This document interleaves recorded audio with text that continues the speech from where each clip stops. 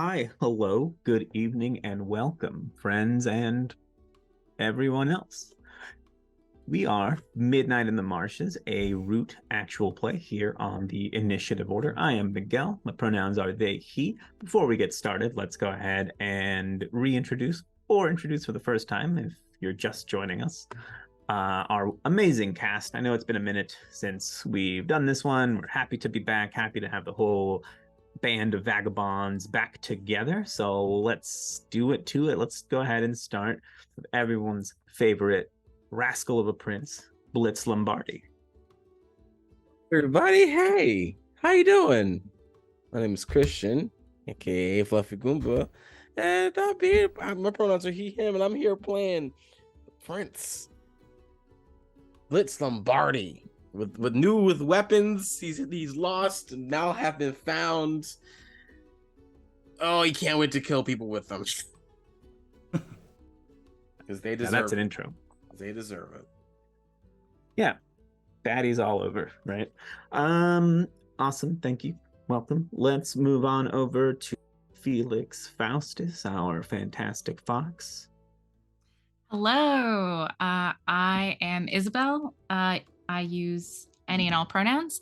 And today I am playing Felix Fautus, a fox, a thief, a miscreant, generally very bad, no good guy who I adore.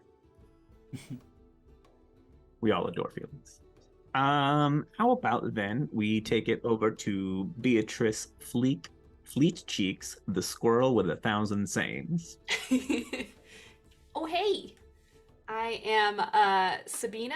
I use she, her pronouns, and I am playing, as you already said, Beatrice Fleetcheeks the squirrel, who also uses she, her pronouns. She's excited to be back. And we are excited to have Beatrice back as well. And rounding out the band, as always, Rankle, Razortooth, everyone's favorite soup connoisseur. Yeah, hi everybody. I'm Nate. I use he, him pronouns, as is my boy Rankle Razortooth, the rat-sized old grumpy-ass mouse. As our wonderful game master said, he loves his soup. Let's see what kind of soup things we can do. Yeah. I'm not. You're I saw what happened when I was gone last time with the soup. We had a lot of soup talk as we were prepping for today's session, y'all. So hopefully we get to see some of that happen. Anyway, quick recap before we get going. We are here to play root. We are here to have a hoot, and we're here to kick boot. Nailed it in 3. Okay. What has happened? Where are we? Why are we here? Our vagabonds find themselves in the clearing of Gramble's log, a place they are not unfamiliar with, as they were here más o menos a year prior and helped liberate the clearing from the clutches of the 𝙒𝙧𝙧 dynasties, some batty birds who consider themselves nobility. Since then, the clearing has formed a nice sense of independence. A council of the town has been elected and helped guided in its laws and orders and bums and what have you. Sorry,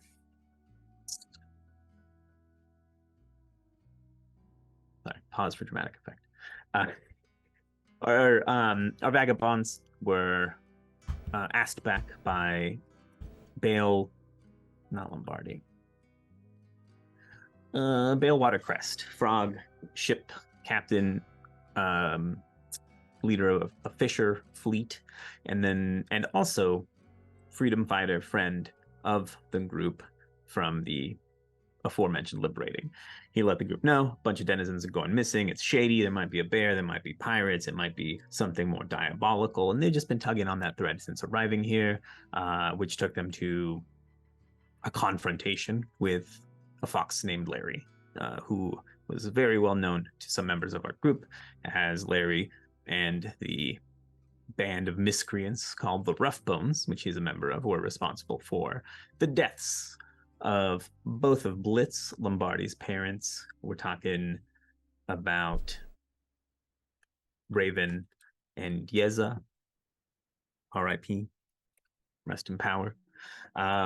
We confronted Larry. We stole a crossbow back from him, which was not rightfully his. Got some info that the Rough Bones are mixing it up with the 𝙒𝙖𝙧𝙯 these days to try to undermine the authority and the council of Gramble's log so they can sweep the clearing out from under the denizens and put it in the clutches of the Marquis herself. We find ourselves returning to Gramble's log from this confrontation with Larry. We found a corrupt guard along the way. Good times were had. And the group is reuniting with Beatrice after her going missing last session, returning with some news that they've been duped and that the secret smuggling that they were going to stake out is not happening when they thought it was 2 nights hence, but is now actually going down as they speak. Yeah, y'all. So reunited with Beatrice. Let's see. What do y'all do as you're like approaching each other? Wide angle shot. I think I remember that Blitz saw them from up high because he was flying towards the docks, Mm-hmm. and he sees Beatrice running. He immediately races down, swooping, much like a bird of prey does. But instead of like capturing them to like hurt them, he's fully like hugging them, and it's just like looks incredibly worried and scared, but also relieved that they're here and not hurt. They don't look hurt or anything. So I think he's just checking them. He's like, "Oh my God, you're okay. That's good. And he's like checking them, say that they're everything's in line. They didn't hurt you, did they? You good?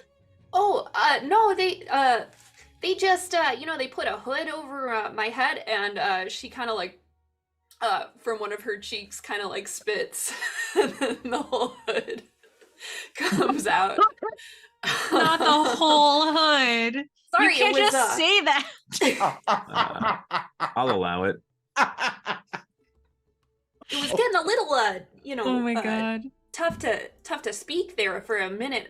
Blitz, I'm so glad you're okay. What happened with Larry and everyone? Is everyone? We're all okay. I caught Larry. We interrogated him. We brought him back here. How did you get out of where who had you? What happened? Okay. We don't have like a lot of time, I guess. So I was just, I was watching you, and you were gonna maybe like attack Larry, and all this stuff was going down, and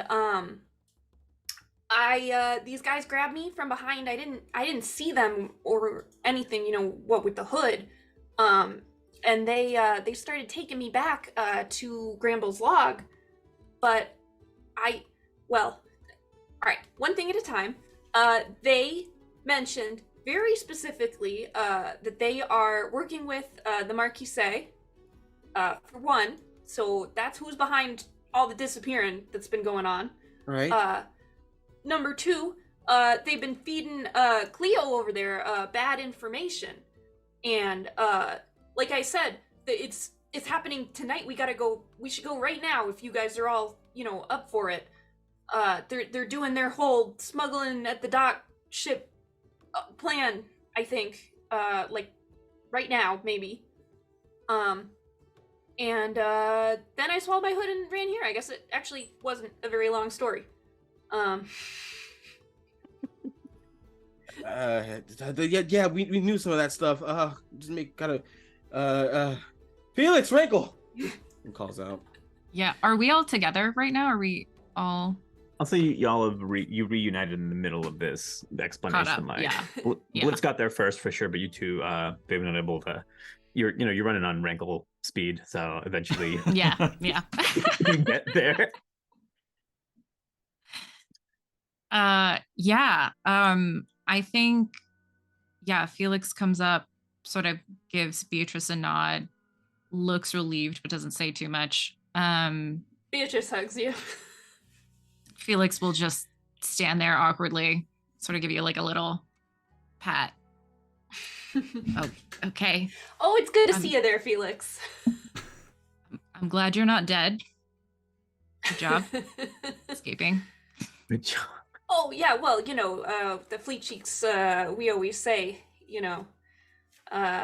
once kidnapped, that makes a fool out of me. Twice kidnapped, you gotta swallow your own hood and cut your ropes and run back to your party. Is that a common saying with the Fleetcheeks? Hey, does that mean you've been kidnapped before? Or just it's common in your family to be kidnapped? Honestly, we get multiple kidnapped times. Something about the Fleetcheeks sort of sensibility. We end up as hostages. You wouldn't believe it. Just so many times. We all, as kids, we kind of practice what we're gonna do when it happens. That is so deeply sad, Beatrice. There's a lot of layers to that. There's a lot of layers to that statement. Practice getting kidnapped. We grow up kind of isolated, so we have a hard time kind of sniffing out danger from the get-go with strangers. Yeah. Well, I'm amazed that you grew up practicing being kidnapped and yet are still one of the most trusting people I know. Well, it's easy to be trusting when you know that if you get kidnapped, you can just eat your hood and escape.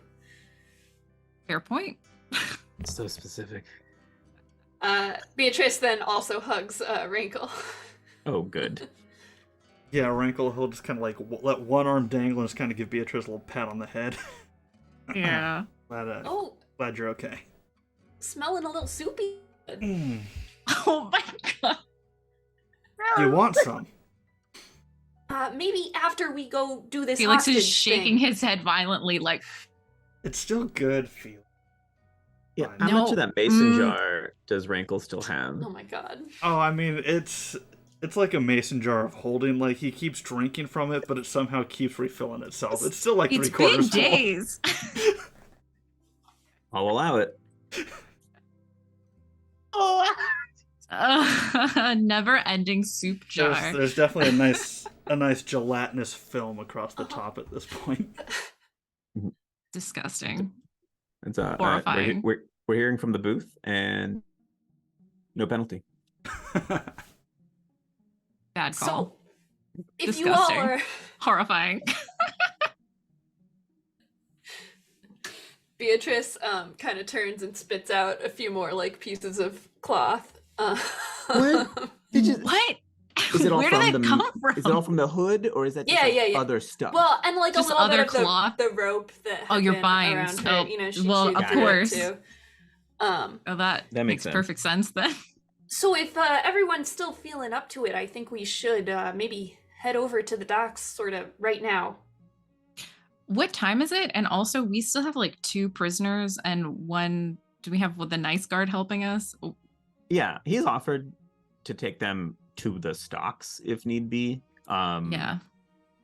I'll say morale-wise, Larry and James, the chipmunk, are so worn down they wouldn't be offering much, if any, resistance to the boxer with his cute little boxer cheeks. Yeah, he had a name. Jorgen. I have it written down because it's the perfect name. Powerful name. Yeah. Jorgen. Yeah, Jorgen is like, offer still stands. He's like kind of poking Larry in the back with a spear. Like, I'll just drag these 2 down to the barracks where we hold them. Oh, hey, That's convincing, Jorgen. I was gonna say, are you sure you know where to take them? He It's the first time he does this, but he kind of he like lifts one of his, like rolls up his sleeve on his side. He's like, yeah, I got the map painted on and everything. And as he like is pointing, he kind of smears it a little bit. It's like painted on his fur. He'll be fine. Probably. I think you're muted if you were. I'm just like, it's kind of painted on. Doesn't he work?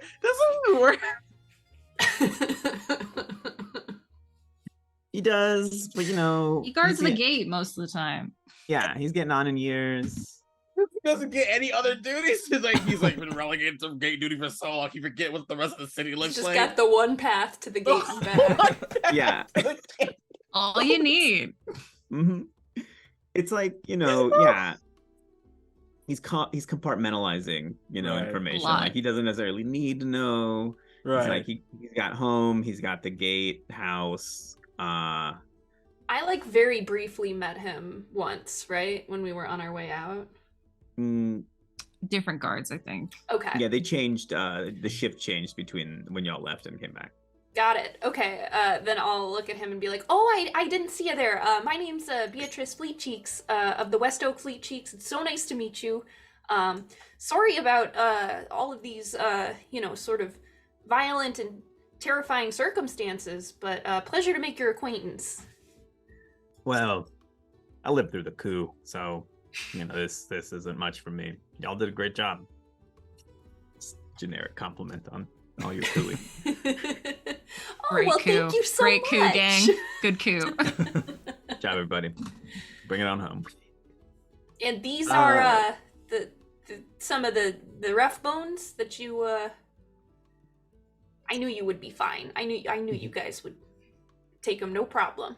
He's like, I can manage getting these two into the barracks or into the jail, no problem. Especially bound up how they are. And he just like gives Larry another poke in the back with his spear.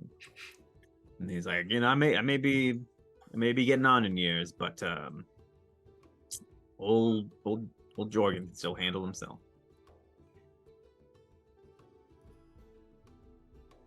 All right. Sounds And then good. he bibbity bobbity boos off with them. What time of day is it right now? That's a good question. It is close to midnight in these marshes. Did I hear those guys Okay. give a time for the smuggling thing? Kick it off? You knew that's where they were heading to presently. Yeah. So Beatrice is kind of like antsy, and she's like, I think we gotta go like right now. Still get $1 Yeah. for every time I work the title into the game, right? Sure. That's we'll have to put one in a jar. It is midnight in the marshes. Dun, dun, dun. And in the jar. At the end of the game, Beatrice. everyone treat yourself. Time to call it. So that's the show. Yeah, that's it. We did it. She's just gonna start kind of heading out to the docks with these guys, kind of on alert for she got away from those guys and she doesn't know if they're following her. Yeah, absolutely. As you head to the docks, the streets are still lit. The clearing of Gramble's log has a sort of, they have street lamps. It's your classic glass container full of like lightning bugs and whatnot, right? Whatever lightning bugs eat, they have some of it in there so that they're not like, so it's not cruel or anything, etc. So you're able to see, right? You're not like fumbling around in the dark or anything to get to the docks. As you get nearer, you start hearing something of a commotion, right? It is very late. Gramble's log is not a sleepy little town or sleepy little clearing like Quaffle Town. So you would expect there be some activity even this late, especially say like on a weekend or something when every frog just likes to cut loose. And but you wouldn't expect kind of the din that you're hearing now, right? Of voices, of it also almost sounds like someone's like talking to a crowd, you hear kind of one voice standing out a little louder than the rest, but you can't quite make out what you're saying. As you get closer, you're about to say like around the corner, so you get like side of where the deal is going down, right? Because you were given location of the warehouse that Cleo arranged for y'all to use as your stakeout location. So heading in that way, you hear, calm down, everyone will get their share. We just need to stay in an orderly fashion, please. You round that corner and you in fact see a ship, painted all black sails, etc. All except the name on the side of it. See, I wrote down one thing and then I typed another in sort of like silverish script, right? So it's kind of glowing in the lamplight of the docks, we'll say. It says it's just called the Swift Shadow, and there is I don't know what they're called, the figurine, the statue on the front of the boat, right? And like it's Masthead? usually like, that sounds good. Let's go with that. I think. Yeah, why not? Figurehead? We're all boat professionals here. Sure, we boat. Yes, we for do your boats. boating needs. Click the link We in the picked chat the for pirate 10% off playbook. at boats.com. That's not a real promo. You can't do that.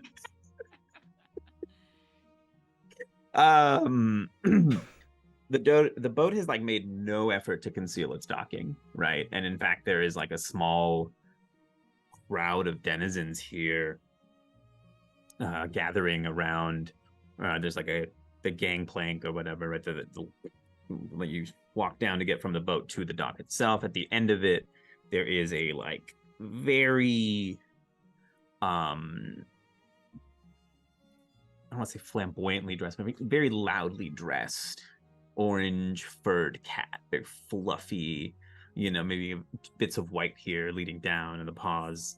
Bottom of the paws are white as well, just wearing their like kind of piratey, swashbuckly kind of outfit, your classic boots up to the fur. Or was it with? I don't remember. But, big sword at her hip. And then you see kind of on the other, in a sort of strange looking little holster, a hand crossbow. But, isn't reaching for either, isn't just addressing this crowd as crew from the ship are bringing down boxes, just crates of certain things. They're stacking them. You hear some from the crowd going, but we're hungry. Please, we were promised food. We were promised clothing. You see it is a lot of the less fortunate denizens of Gramble's log, right? A lot of outskirters, as they're called, etc. And among the crew, one stands out to Felix. There's a raccoon coming down the gangplank, not carrying anything except it's like board, something official looking, like a pen with a big feathery quill, etc. But yeah, Felix, you recognize immediately childhood acquaintance, we'll say. Chezzy the raccoon, current member of the Marquise. To what capacity, you're not sure, but there's our raccoon friend. He comes down the gangplank, sort of says something in the ear of the cat who's addressing everyone. She's like, great news, everyone. It looks like we will have enough for all. Like we said, we just confirmed our numbers. But please, you have to keep this between us. We're just trying to do our part to help a clearing in need. Remember, blah, blah, blah. Just like, this is trying to like get the calm down and keep it kind of on a hush and whatnot. It's kind of strange. She would say that with like sort of gallant entrance that they had and everything, right? And it's like they did everything except set off fireworks, whatnot. Yeah, how's everyone doing with this? Felix has his hand on his dagger and he starts to walk forward. Oh my, okay. Oh boy. Rankle's gonna take a hit of the soup, and he's going to Stop calling it a hit. I can't. He's going to just let the entire gelatinous film just kind of sit in his mouth, and he starts chewing on it like it's just a big old wad of gum. No! It keeps getting worse. And he's gonna seal it up.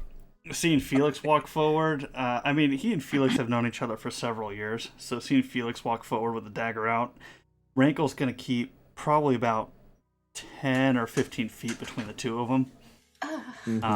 And he'll just kind of start following in pace behind Felix while chewing on whatever fatty substance is in this soup. Can I look for a perch to sit on / be aerial support with my father's crossbow in hand? Yes, you swoop up into the air. Crossbow in town. Can I find someone in the crowd who looks like they would talk to me and just kind of be like, oh, hey, I missed the first part. What's going on here? Oh, well. Oh, aren't y'all... You get the usual rundown. Mm-hmm. It's like, well, aren't y'all a sight for sore eyes here? Are you with these wonderful people? They said they've come to give us food. Provide us with clothing, fishing gear, other things that we've been lacking for a while now. We'd expect, the heroes. Sorry, I was saying that wrong. We'd expect heroes such as yourselves to be a part of something like this. You're always looking out for the denizens, right? Oh, yeah, definitely. Anyone who's a friend of the denizens of, what is this place? Anyone who's a friend of the denizens of Gramble's log is a friend to us. Do you know anything more about who these guys are? Maybe we can team up with them. It's like, well, me and just others all around the outskirts. This note, and it's just like a small sheet of paper. Probably like a half sheet or so, hands it to you, and it says, "We know your struggle. You don't have to live like this. Come to the docks midnight this night. Signed with an X." And you look around. There's several of the people of the denizens in this crowd have similar little sheets. Some of it's rolled up. Some are just like waving it with their hand in the air, and some are trying to you look, and near the front it looks like there's finally some sort of queue starting to be organized and stuff as people there are others that are sort of arriving as well, so that I wouldn't say the crowd isn't swelling, right, but it is they're trickling in. It is getting somewhat larger. I'm just gonna try to blend in with the crowd for now, watching everyone else kind of starting to get into position for a confrontation, maybe. Mm-hmm. Is there a way I could sneak onto the boat? Past these people? Or loop around to the back of the boat and climb up the side or something? Or does it seem super well guarded, not a feasible thing to do? From your position, you can't really see the other side of the boat, the aft. I'm not gonna pretend I know. But whatever side you're not facing, it's a little higher up, but you can certainly start going that direction and going around, and we can see what happens. Yeah, I'd like to try to sneak around, because I think Felix was feeling kind of rash, and then saw Beatrice go into the crowd, heard what they've been saying, and is like, fuck, I can't just straight up murder these people, I guess. So he's gonna try to sneak. That would look bad, probably. Probably. So he's gonna try to sneak and get a look at the other side of the boat, or just look for an opening where he could sneak onto the boat. Okay. Let's take a rogue. Let's make some roguish feats happen. Yeah. Go ahead and roll a sneak to get through the crowd and through and to the other side of the boat without being seen. And say not necessarily without being seen, but at least not being noticed by any members of the Marquise, right? I didn't roll great, but I do have a 3 to finesse, so that is a 7. Okay, so you Just barely make it. You make it as you're going. As you're going through, you're doing a pretty good job of not getting any notice. Again from the front, you do get a couple of like, "Hey, watch it!" as you're coming through, and then you actually get near the part where the back of the queue is forming. Like where people are like zippering in to try to whatever, and then you get someone that starts putting up a little bit of a commotion, right? You bump into them and they're like, "Hey, this is my spot in line." He's like, "We got a cutter here. We got someone cutting the line." Possibly found out they before they keep it up, they're like, "Listen, my spot here. No one likes a cutter, but be willing to forget it if make it worth my while." Yeah, of course. Speaking Felix's language, can I use one of my depletion boxes to bribe him? You absolutely can. Yeah, you could use one depletion to Okay. produce, let's say, 1 value's worth of coin. Yeah, And I'm that gonna do would that. Yeah, that suffices. Yeah, just pull my hood up, slip him a little coin. It takes it. It's a pleasure doing business with you. Back of the line. Yeah, says And then you absolutely nothing, just Yeah. moves along. Absolutely. Unseen, you go through the crowd behind you, still doing its thing. Chezzy, flipboarding as the cat. He's like, always just a step behind and to the left of her, just taking notes, scanning the crowd, etc. But you completely avoid his gaze as well. How's everyone else doing? Blitz, you're flying around? I'm flying around looking for anyone I recognize. I'm flying up to look for a good perch that I can have everyone in my sights. If I need to do a roguish move or a hide or a stealth, just to make sure I'm not seen as I'm flying up here, because I'm the only one up here, so I can be seen, but I want to make sure that I just can't. I don't have to worry about that. We'll say, yeah, there are plenty of plenty of warehouse building, roofs that you can perch on. Let's say, yeah, because you're trying to find a spot to observe from, let's call that a hide instead of a seek. Still. Gotcha. I should have things in that. I should. What's the wording? I do have hide. Cool.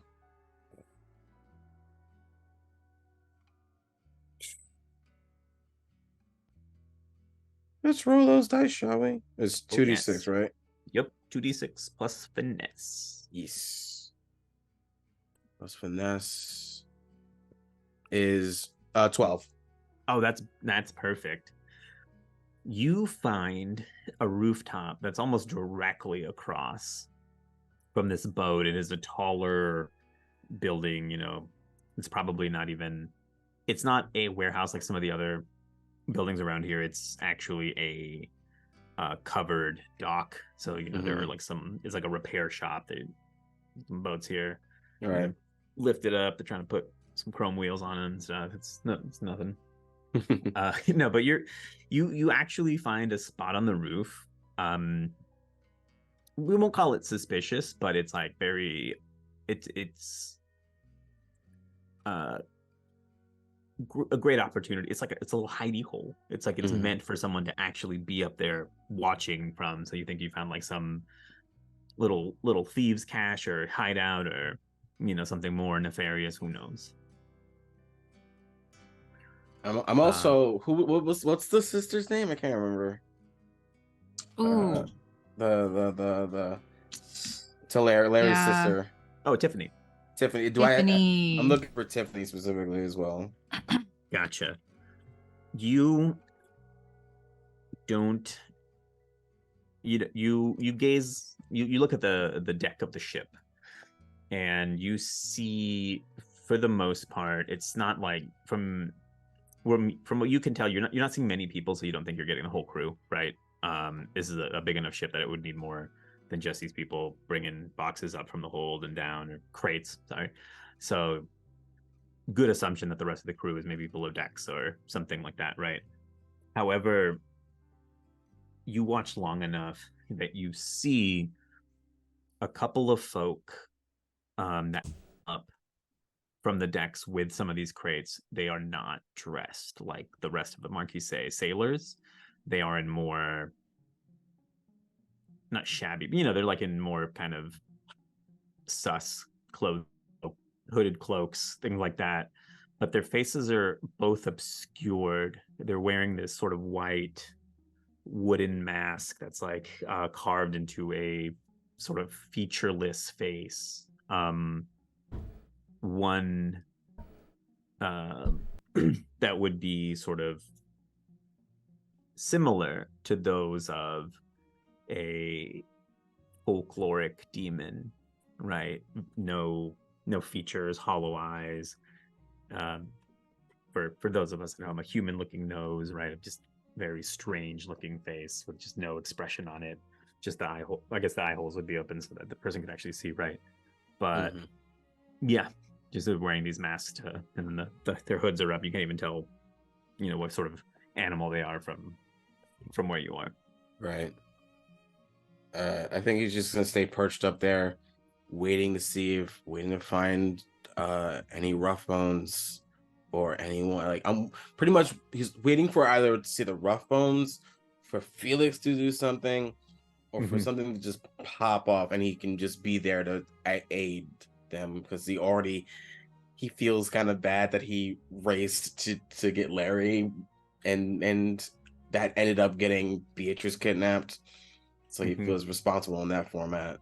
And so he's just going to stay put like a bird of prey do and wait and exhibit some patience for once. Cool. Blitz, you're being patient. Felix, you're sneaky. Rankle, what did you do after hitting that soup again? Yeah, so Rankle's kind of just chewing on this wad of gelatinous substance in his mouth. He sees Felix kind of sneak off to one side.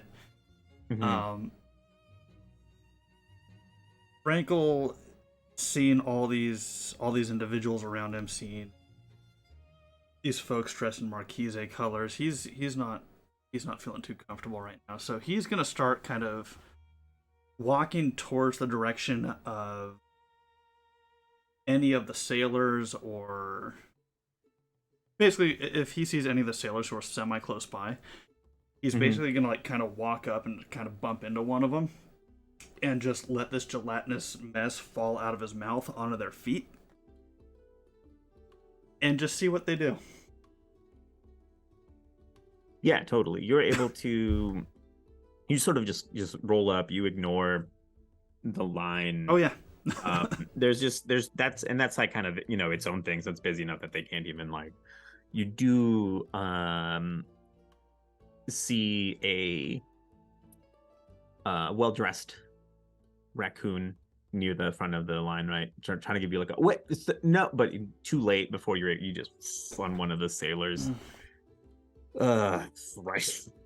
Oh my god, right on their feet. Just as like it's like just as they like stood, like they bent over to put a crate down, right? And just as they're getting up, it's just like that, and they sort of just like are just so shocked that they fall. They just like take a few steps back and then just fall on another crate that was set down behind them and sort of like trip back. And as that happens, you just hear Chezzy, take over for me. And the head cat in charge here comes over and says, "What's this commotion, sir? I guarantee you will get your share if you just please step to the back of the line. You look, and sort of takes this as an opportunity. It's like, you see, folks, this is why we're here. This is poor denizen, one of your own, so sick that he is loosing soup, I believe, all over the docks and streets of this clearing. Is this a way to live? And you hear sort of like murmurs, like, no, like people kind of like coming along. She's like, that's why we're here. We're here to provide relief to your clearing from the just offering, the goodness of the Marquise. We could not stand by and let this happen to your denizens. Please, sir, please, we'll see to your needs. Do you need aid? Do you need medical aid? She's very interested in your well-being right now. Oh yeah, sort of does the whole Rankle's gonna be pretends still hacking and coughing. Please, yes, anything you can provide. Is there a doctor on board? Let's go ahead and roll the trick an NPC. This is getting good. This is the goods.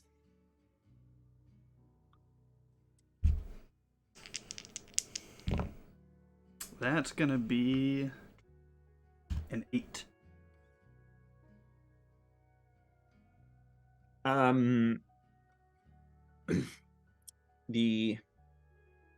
The cat replies to you. She's like, as captain of this ship, I can guarantee you, yes, we do have a barber physician on board. But she, you can see in her face, she's not quite convinced that you're sick enough that you need that sort of medical attention. She offered it, but it was kind of like I didn't think you'd say yes kind of thing, so you may need to produce more to convince her. Okay. Rankle's gonna kind of lean away from her for a minute, just I completely understand. More important matters. And he's gonna turn his back to her and just kind of reach into his robe, open up the soup jar, and just kind of spill it out right in front of him. Oh, that does it. That absolutely. She's like, oh my, oh no. I'm so sorry. I don't know what. She's like, you two, get him aboard immediately. Go, alert Dr. Crusher. Damn it! No, it's Star Trek.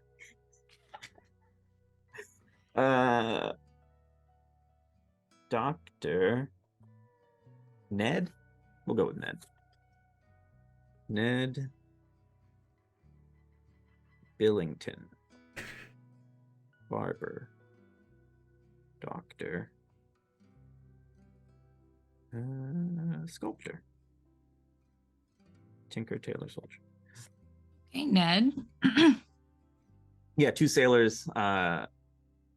Rankle. They take you. They grab. Each takes your shoulder, or whatever, and then they help you. They're like, hold on, old timer.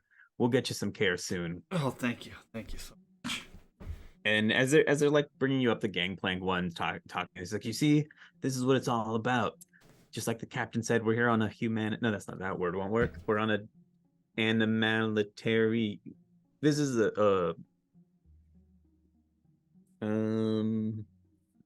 Animatarianism, right? Something. This is a welfare outreach mission. We got to take care of these denizens, just like we would our own.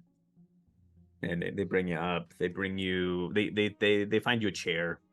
One of them stays there with you, has a water skin, is offering you water while the other one goes below decks to fetch Dr. Ned Billington, Barber, MD. Could I have, in that beautiful soup distraction, use that to help me sneak on board? I am gonna say that would definitely be, but that's a good enough distraction there. So you get to the other end of the ship, right? You cross the front, you see the beautiful masthead thing or whatever. Did we ever describe what it was? I didn't. I don't think so. I think we just tried to figure out what it was called first. Imagine a mermaid, but it's a cat. The top half. That tracks. Amazing. it's like there's like a full-on like fury in this cat's face, like it's like, you know, fangs out, eyes wide. The arms, instead of being back like it is on some, like are just like out, claws out, so it's almost like they could use it to ram with, you know, it's like very intimidating. But yeah, you see on the back there's like ropes and things. How are your roguish feats in terms of acrobatics? I believe is one. I'll get that name confused, because it did not take acrobatics as a feat. I have hide, pick, lock, sleight of hand, and sneak, but I do have pretty decent finesse, so I could maybe roll for something. Well, okay, we'll say because you have the decent. If you have at least a +1 to finesse, we'll say you don't need to make that check, but to continue to do this unseen, we'll do another sneak, because that makes sense. You'd be able to do this under normal circumstances, but you'd be trying to be extra sneaky. So yeah, trying to be stealthy about it. I was gonna say, do you have a move for it or no? I have a move for places I've already broken into. Okay. Or been to. So, I mean, if we need to break into this boat again, I got an 8. Yeah, I got an 8. Okay. Total. Looking to see if I have anything else. I am too. I have.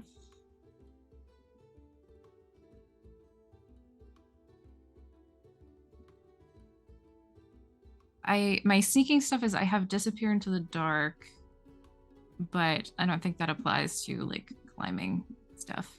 Well, as a matter of fact, I don't know, or maybe that would help me sneaking up to or sneaking on the boat, like while I'm there. This would I do apply have because it is night. You're on the other side of the boat, so you would be obscured, you know, in shadow. There wouldn't be any light on you, at least not that, you know, you wouldn't be seen from anyone in the queue from, like, you know, where you are now that you're like on the whole ass other side of it, or anyone running it.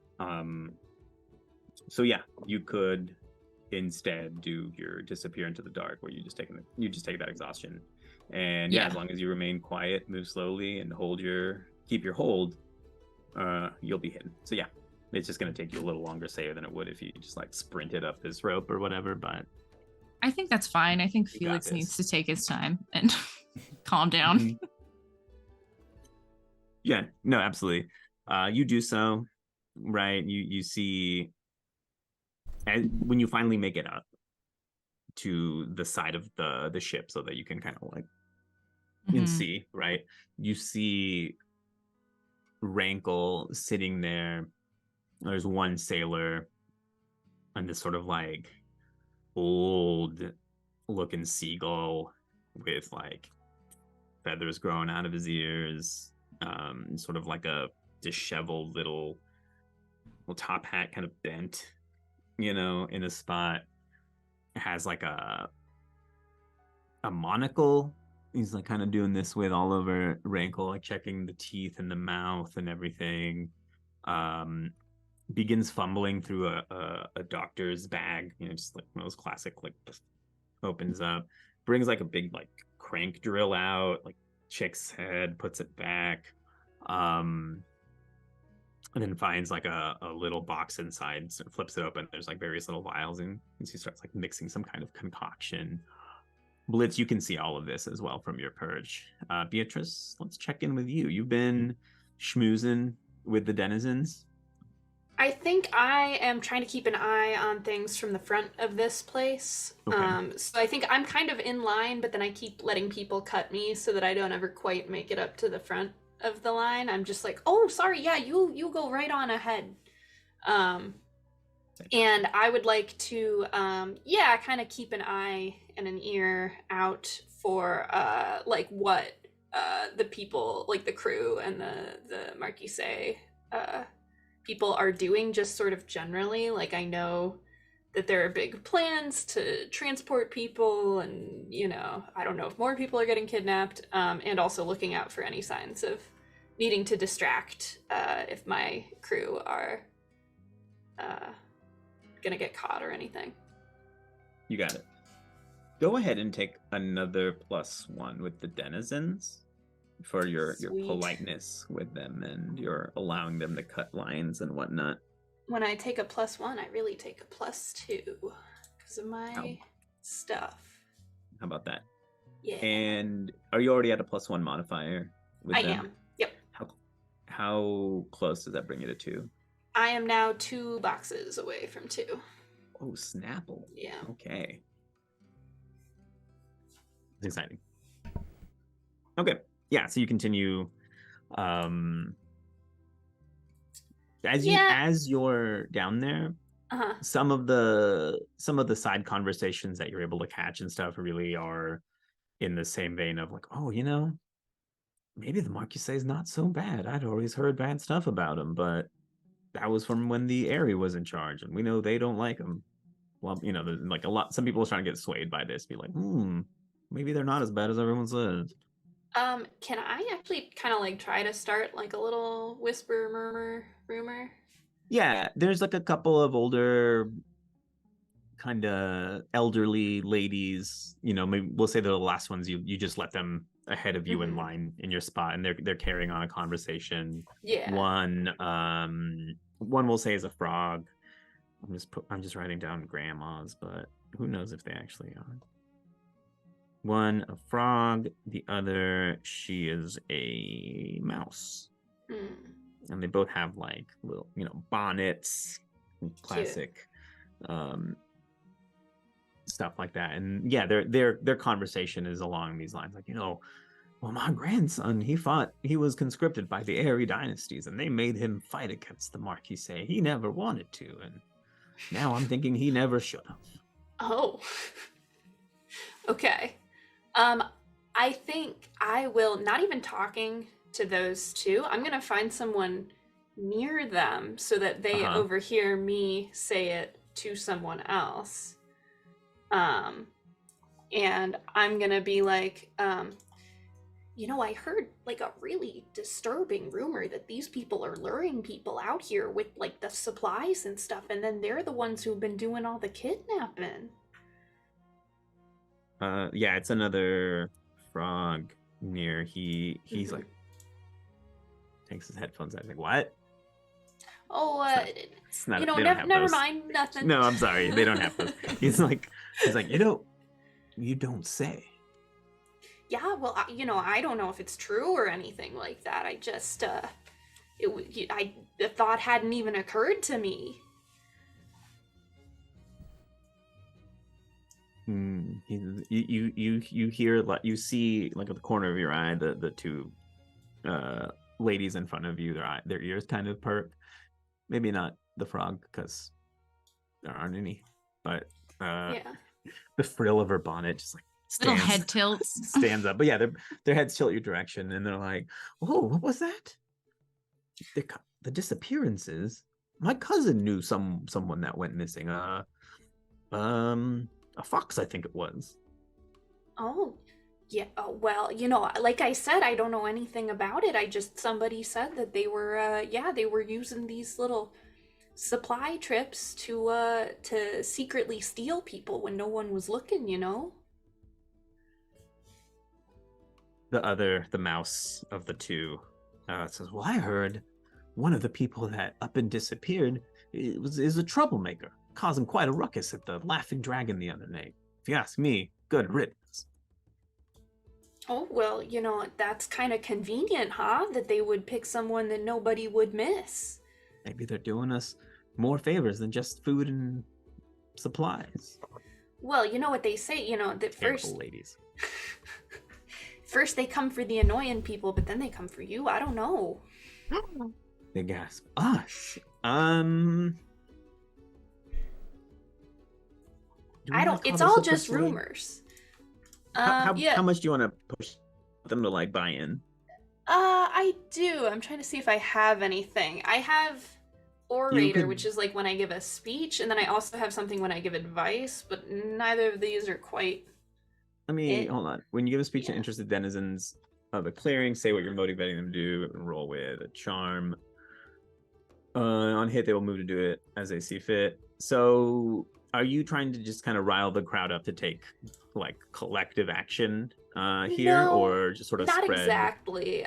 I'm just kind of hoping to spread a little mistrust and also like alertness with the crowd of like, you know, if someone sees something, maybe they'll say something. I would say you could take this two ways. You can use orator and then hope it doesn't get out of your control. Yeah. Because there's a risk of that with that move.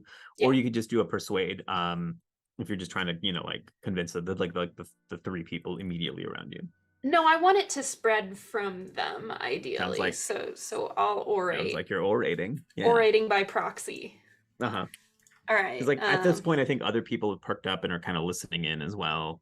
Yeah. You know? And again, I'm like you know, downplaying like my role in this. Like I keep repeating that like, you know, it's just something I heard or whatever, and I'm trying to not be the center of this conversation at the same time.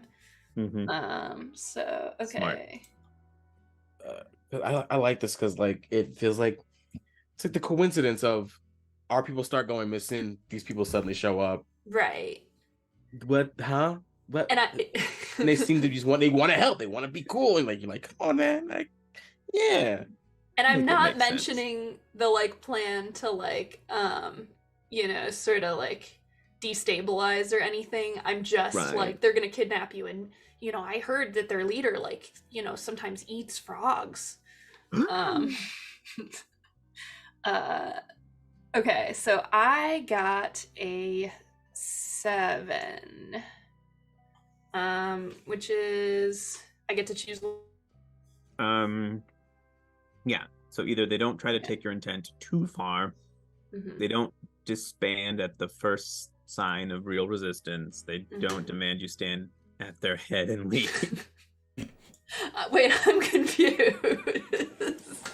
Okay. That's one. So the one you don't choose, the other two might happen, but probably will. I see. Okay. And I'll say in place of, so this is, since you're not trying to get them to band together and do something, we'll say they don't. Yeah. The disband is just like someone is like, the rumor just like loses. Okay. Yeah, I'll do steam after a minute. I'll do that one then, at the risk of them taking my intent too far, that they don't disband. Okay.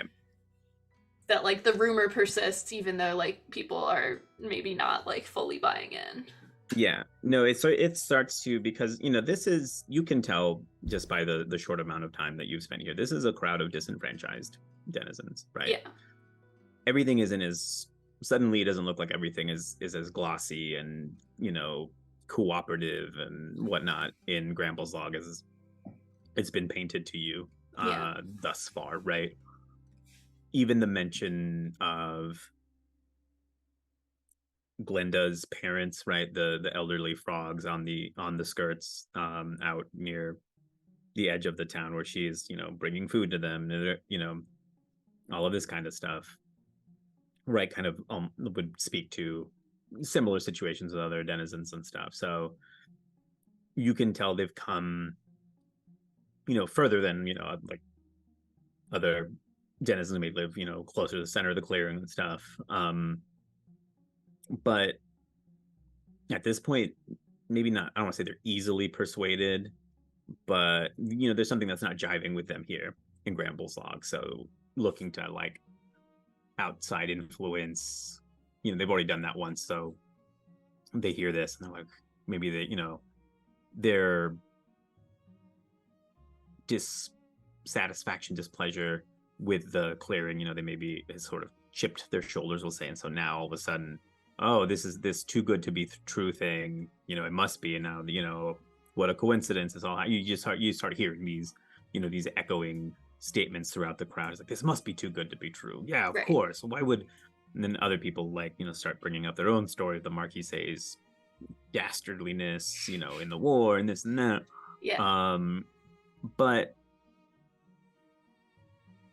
what does happen is the people who were immediately around you begin to like push you forward. Yeah. And she's like, here she is. She's What? she's got all the info. And then they start like, you tell them what for. You give them a piece of our mind. Oh, I'm just a humble, squirrel. I just heard it somewhere else. I don't even know if it's true. And then you hear just like a rando in the crowd. You see, from the mouth of the humblest squirrel in Midwater. She'll tell them for us. Oh, maybe it would be better if we just all got out of here real quick, You are able to convince a good size of the crowd. It's not all of them. Yeah. But when you say that, some of them are like, I'll talk, you see? And then just say, they settle down, get back in their line, etc. But from here, you get a few of them thinking, and let's say like a good amount. That's a dozen or so peel off and just like get back to their homes, because and you can see the distrust in their eyes. They're not really sure who or what to believe anymore. That's kind of all I wanted, just to like sow the seeds, Mm-hmm. Yeah. Yeah. Seed sowing. Cool. Blitz, we haven't checked in on you in a minute.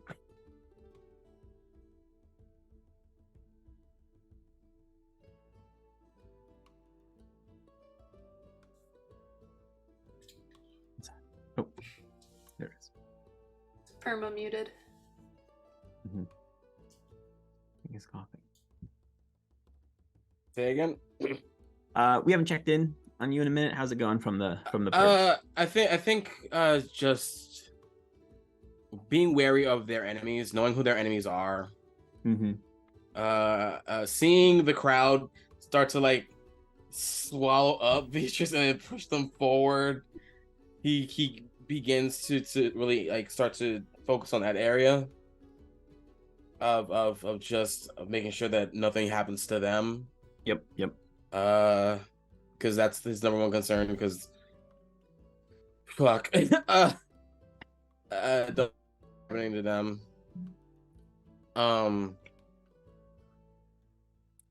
I think he's just trying to stay vigilant. To make sure the Marquis doesn't pull anything. Mm-hmm. Like trying to hurt them. And he's also just looking like he's seeing if Felix and Rankle get there okay. He's just trying to provide as much support from his perch as he can, trying to get a feel for this crossbow, which he hasn't held in years. Yeah. And he's just trying to focus in on just the scene in front of him. Being his father taught him patience, and he wants to honor his father as he holds the crossbow. Mm-hmm.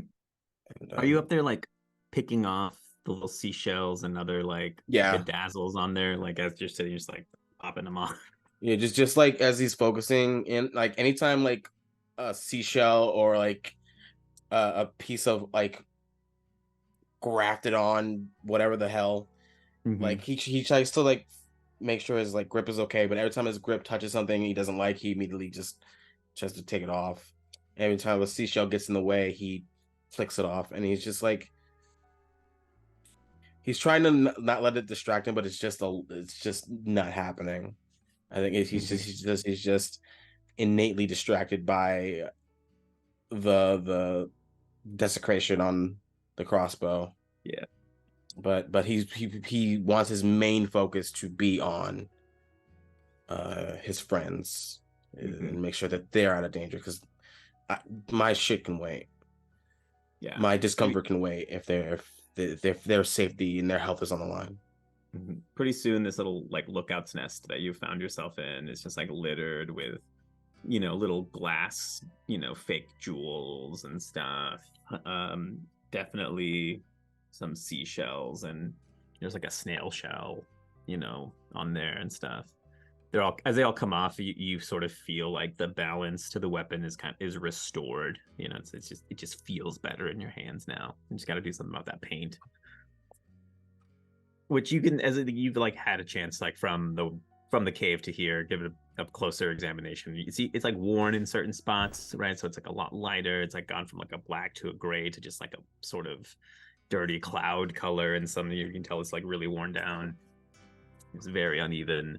Yeah. Rankle, you are being treated by the one and only Dr. Ned Billington, Barber MD. He comes out, and you have never seen an older seagull in your life. He's got sort of a beard of feathers here, just gray as the day is long, walking with a twisted old cane that you pretty sure was made from driftwood.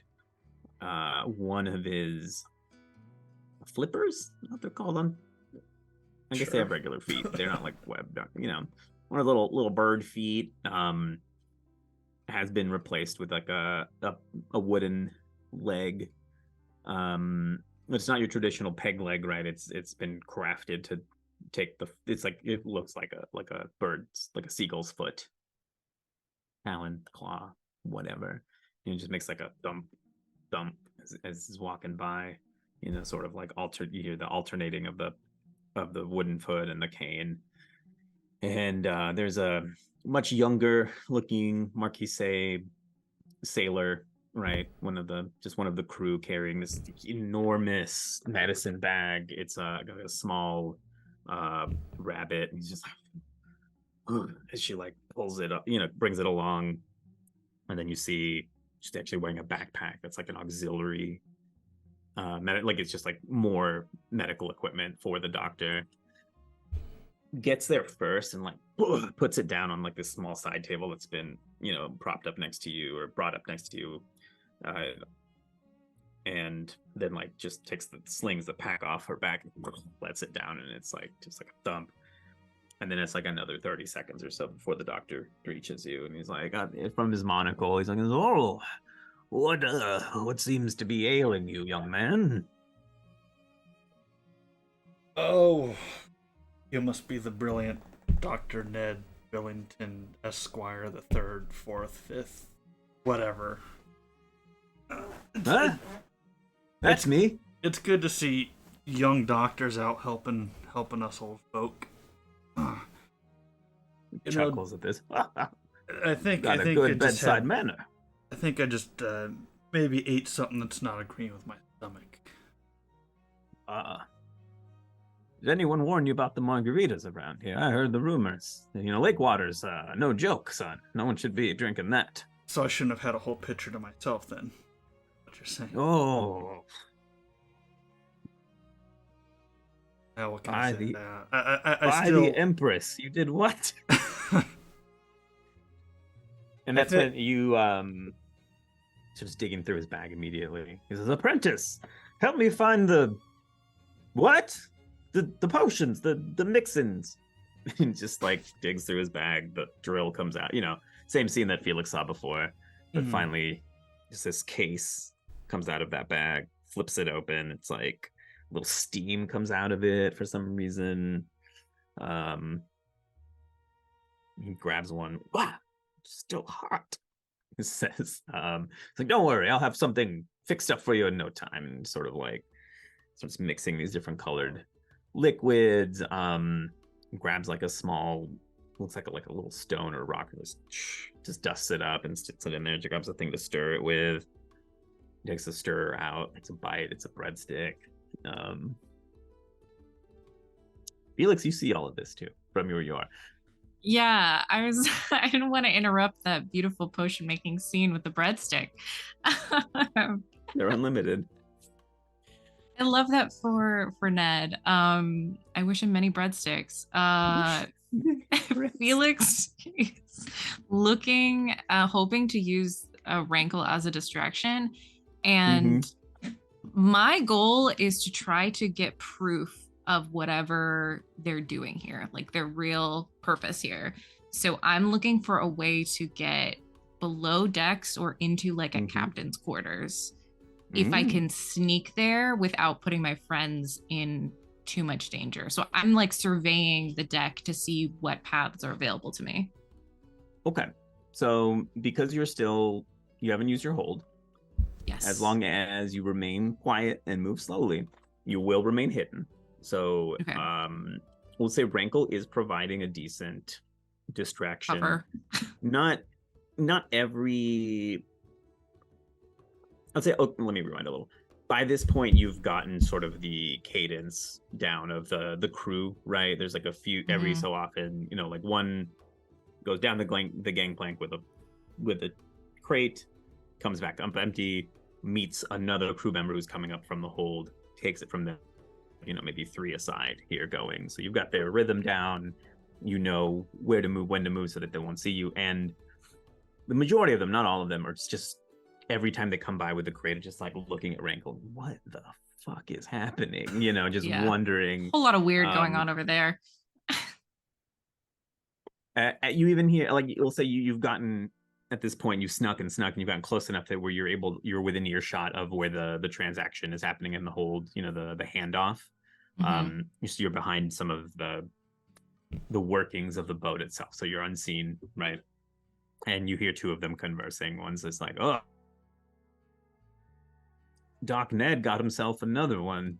And the other sailor looks at Rankle and says, hope he survives the experience. And then they, hands it off and then goes back below deck to grab something else. And at this point, there's that there's a lull in the, another little handoff.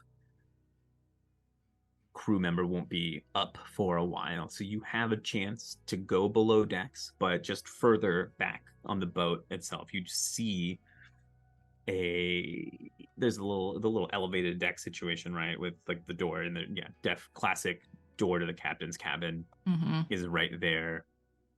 It is unguarded, but you cannot tell if it's unlocked from here. And good thing I took pick lock. Rankle, the doctor over you, he's finding he's like, oh, just one more item. And he's like, looking as fast as he can, but it doesn't seem very fast to you, Oh, that's all right, Doc. You're moving faster than I do nowadays. By the way, can I get a couple of those breadsticks to go? He's like, oh, of course. Much appreciated. Apprentice, a couple of Ned sticks for the young wolf here, or the young mouse here. Take a hit of that Ned stick. Oh, good, Dr. Ned. How long have you been working on this ship? Oh, this ship in particular, 3-4 seasons now. But old Ned's been in the service of the Marquis since I was, just fresh out of the clutch. Do they do? No. Is he only a clutch of eggs? Right out of the roost. I came into the service of the Marquis Navy. By choice, I hope. Oh, yes. Where I'm from, Sigolnia. That's fucked. That's not it.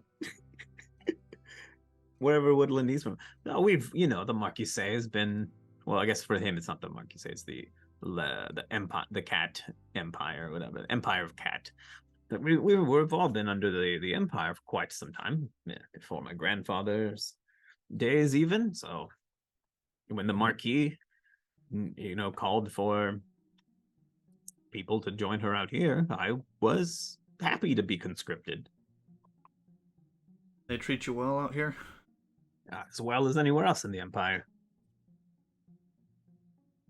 That bar's kind of all over the place, so I'm not sure where that puts you. The Gold Coast. Yes, that's what it is. Thank you in the chat. The Dr. Ned leans in.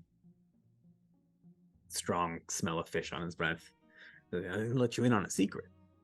Those Ned sticks are especially good if you dunk them in a nice hot soup. And let's go ahead and take a break here. Leave it on soup. Trying to get it hit the halfway point as good as possible, but we'll see.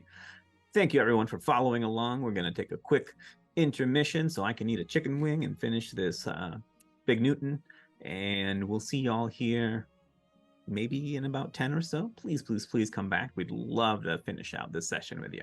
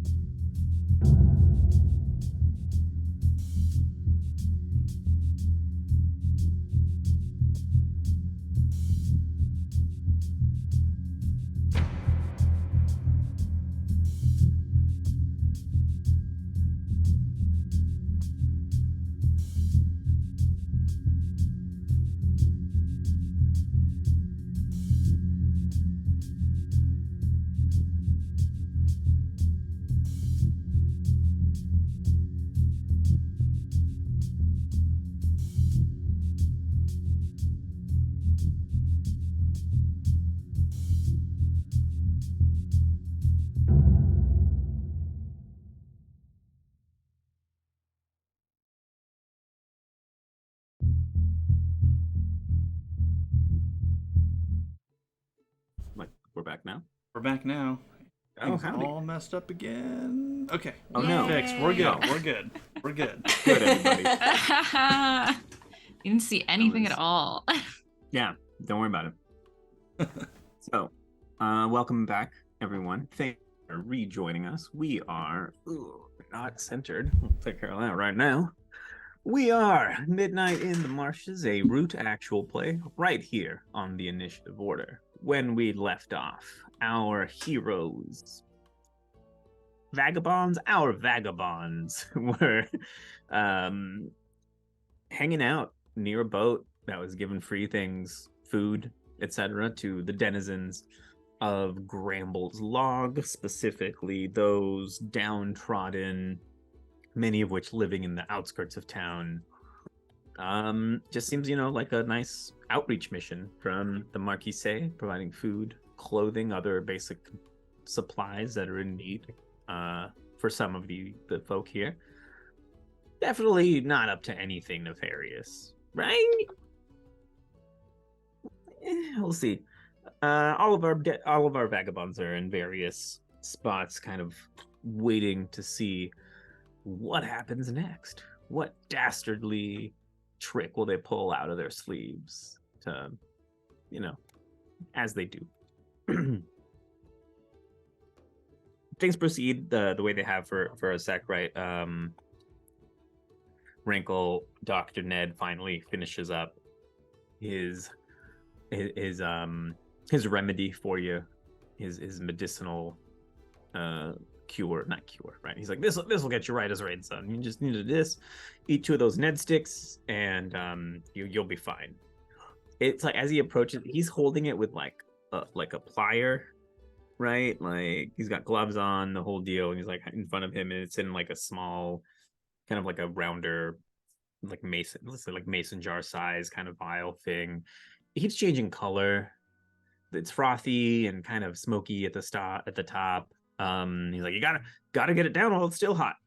That's part of the medicine, how it works. And as he says that, he's like, apprentice, scratch my head to emphasize that I'm not really sure if that's how it works.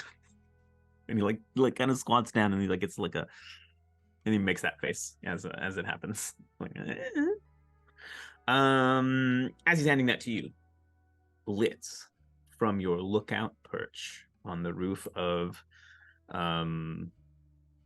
Gramble's Log Boat Works, the #1 boat repair shop in all of Gramble's Log.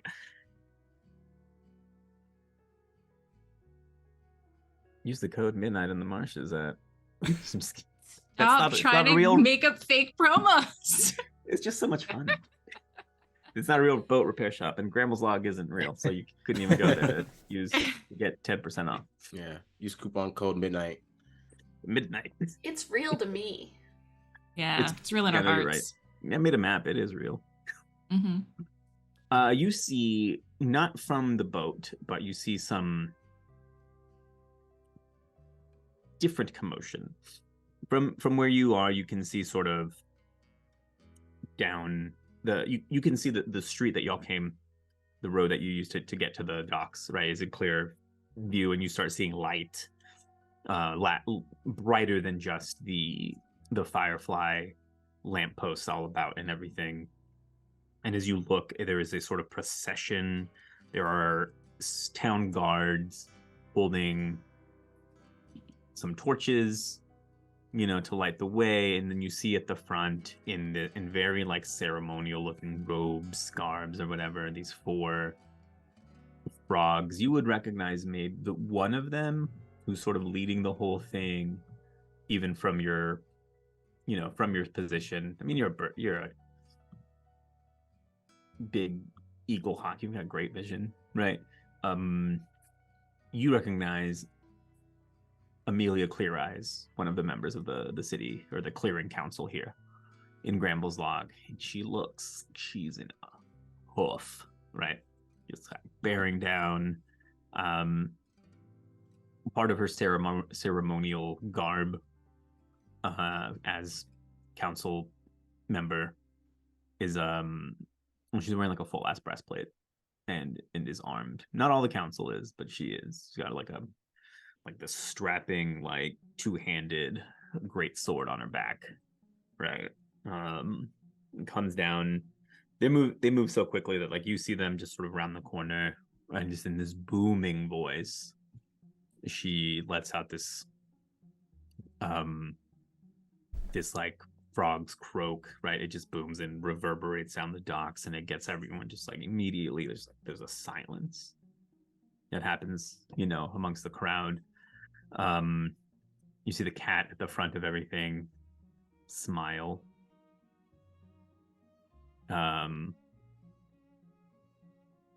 And you see her lean back and say something to 𝙒𝙖𝙧 the raccoon, who starts immediately coming up the gangplank in like a rush. And Amelia the frog just lets out like, "What in the name of the clearing is on here? Cease this illegal activity immediately." And the town guards kind of start like pushing forward. They haven't quite met with the crowd, but that's like the direction they're going.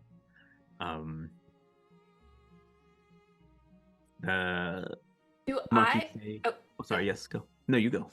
When she's like doing this, Mm-hmm.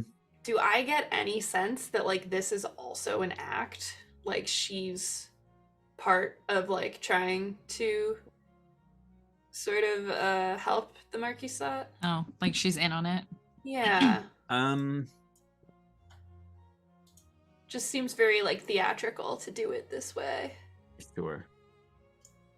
I'll say from your... Or she's really, really pissed off. Yeah, I mean, or she's just shooting herself in the foot. Yeah. Not good at politics. Yeah. From your limited interactions with Amelia, being during war times or whatever, and then whatnot, you know her to be a very straight shooter. Oh, okay, yeah, okay. She got her position in a sort of like George Washington, Ulysses S. Grant kind of way, right? Mm-hmm. She was huge in the rebellion, so obviously she's a great leader, and she's just a very, we gotta stop doing that. Talk loud and wave a big sword around, not even quietly with a big stick. She's all caps Amelia, you know what I mean? Yeah. I would like to pick this lock as I hear all caps Amelia and just try to work fast. Yeah, you hear it on the boat for sure. Even it's like that is she just has a commanding voice, right? It's such a loud utterance in the croak and all that Rankle that the good doctor just drops, like loses his grip on the pliers, and they drop the vial. The thing just shatters. You see it eat through a bit of the wood on the deck, not all the way through, but enough, and it sort of like turns the area just like this dark brown, sort of sizzling.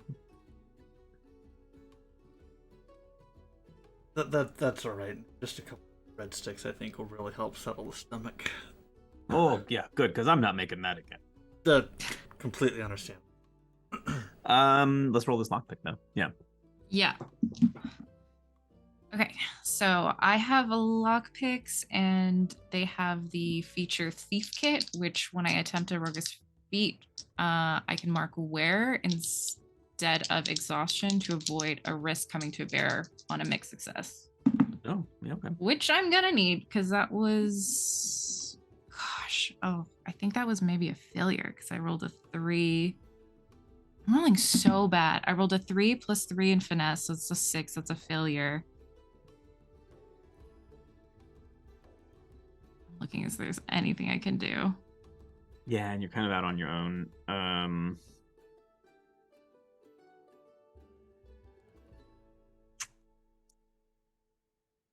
Yeah, I don't know how to help a lockpick. I'm gonna say you can't help me. I'm just looking for other stuff I could do. I was gonna say, is there like a reroll mechanic that's around somewhere? No, there's not, but there's risks associated with the feat. But I love bad rolls, so that's great. So it's a miss. Yeah. But You are still able to unlock the door. You hit the last tumbler, or whatever it's called in there. The last pin drops, or doesn't. I think you have to get them up. I don't know. You have to get them up, yeah. I actually have a little lockpicking kit that I got at a developers conference. It was like a internet security company, and I was like, this is funny. I still don't know how the hell to do it. It's it is hard. But no, yeah, you're able to open it, and as you twist the doorknob and pull the door open, you hear like a twine snap. Cool. And like after a beat, like you're able to like get the door open, let's say most of the way, is like from the deck behind, like in front of you, and then like above the captain's quarters, two like fireworks just set off up immediately, just like pop in the air. Beatrice, Blitz, Rankle, you all see it. All the crowd looks up, and it's sort of like a woo, like they think it, some people think it's a show. Other people are shocked because they've never seen a fight. I've never seen anything like this before. The council and the city guard take it as a sign of attack, and they begin rushing the crowd. Dang. The crew knows it is an alarm. Go off when someone is trying to break into the captain's quarter, and you have a few seconds before they come your way. What do you do? Does this count as entering a dangerous situation alone without backup or assistance? I mean, you did all of that. Okay, then I can clear my exhaustion from my loner thing. At the very least, I'll have exhaustion to work with. I'm going to move as... Oh, I will say this. Go ahead. No one has actually seen you yet, so your disappear into the dark is still technically active. Like, you're still technically unseen. You just may not be able to move quickly enough to remain that way for much longer. You're gonna have to act fast right now to stay hidden, I'll say, or to remain unseen. But with that, yeah, what do we do? Yeah, that's totally fair and expected. With that alarm, I'm going to move as quickly as I can, and if there's like a desk with like ledgers, notes, papers, letters, I just want to take everything. Like, I'm not going to spend the time to like look through any paper or evidence I can see. I'm going to take whatever I can.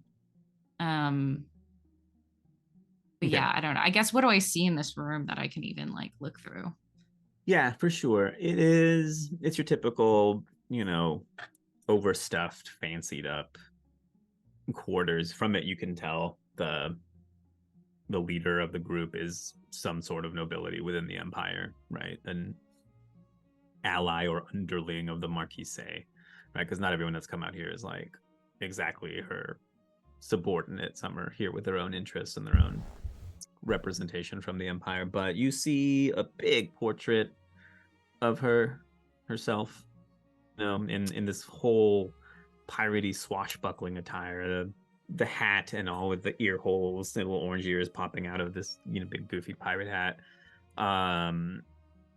She's like got a foot up on a rock, right? It's kind of like one of these poses with like crashing waves behind her, and then an island and all of the lighthouse off in the background. And it is labeled, of course, because everyone puts their names on there. It just says Duchess Carlotta von Fluffington. Okay. Amazing. Okay. Otherwise, there's a name down. There's a built-in bookshelf with like a small like drawer thing underneath it as well. On your right side, we'll say. The left is like a couple of it's like 2 wardrobes, 3, we'll say. She got a lot of clothes. I mean, look at her. She's fantastic. Yeah. There is an arms, like a sword, like a arms rack to the past the wardrobes on your left side. There's like a couple of swords up there. One of the sword holder thingies is empty, as is a spot where there's like a couple of smaller ones. There's one or two have a dagger. Two of them have a dagger on them. A couple are empty. There's a supply of crossbow bolts near there as well. And then the back right corner is sort of curtained off. You can tell it's like a sleeping area. Has her own little bathroom or whatever, privy in here, right? Bathtub as well, also curtained off, and then a big stupid ass desk with a bunch of papers and shit all over it, including a like very, very fine like leather satchel, like classic like messenger bag style. It's like thick. There's like rolled up scrolls in there, a map or so. It's got pockets in the front, on the sides, and it's not like stuff full. There's already stuff in there, and there's also like other like letters and parchment and whatnot on top of the desk. A few books. Yeah, I'm going to take all the papers first and the satchel. I'm going to put the satchel on, throw all the papers in there.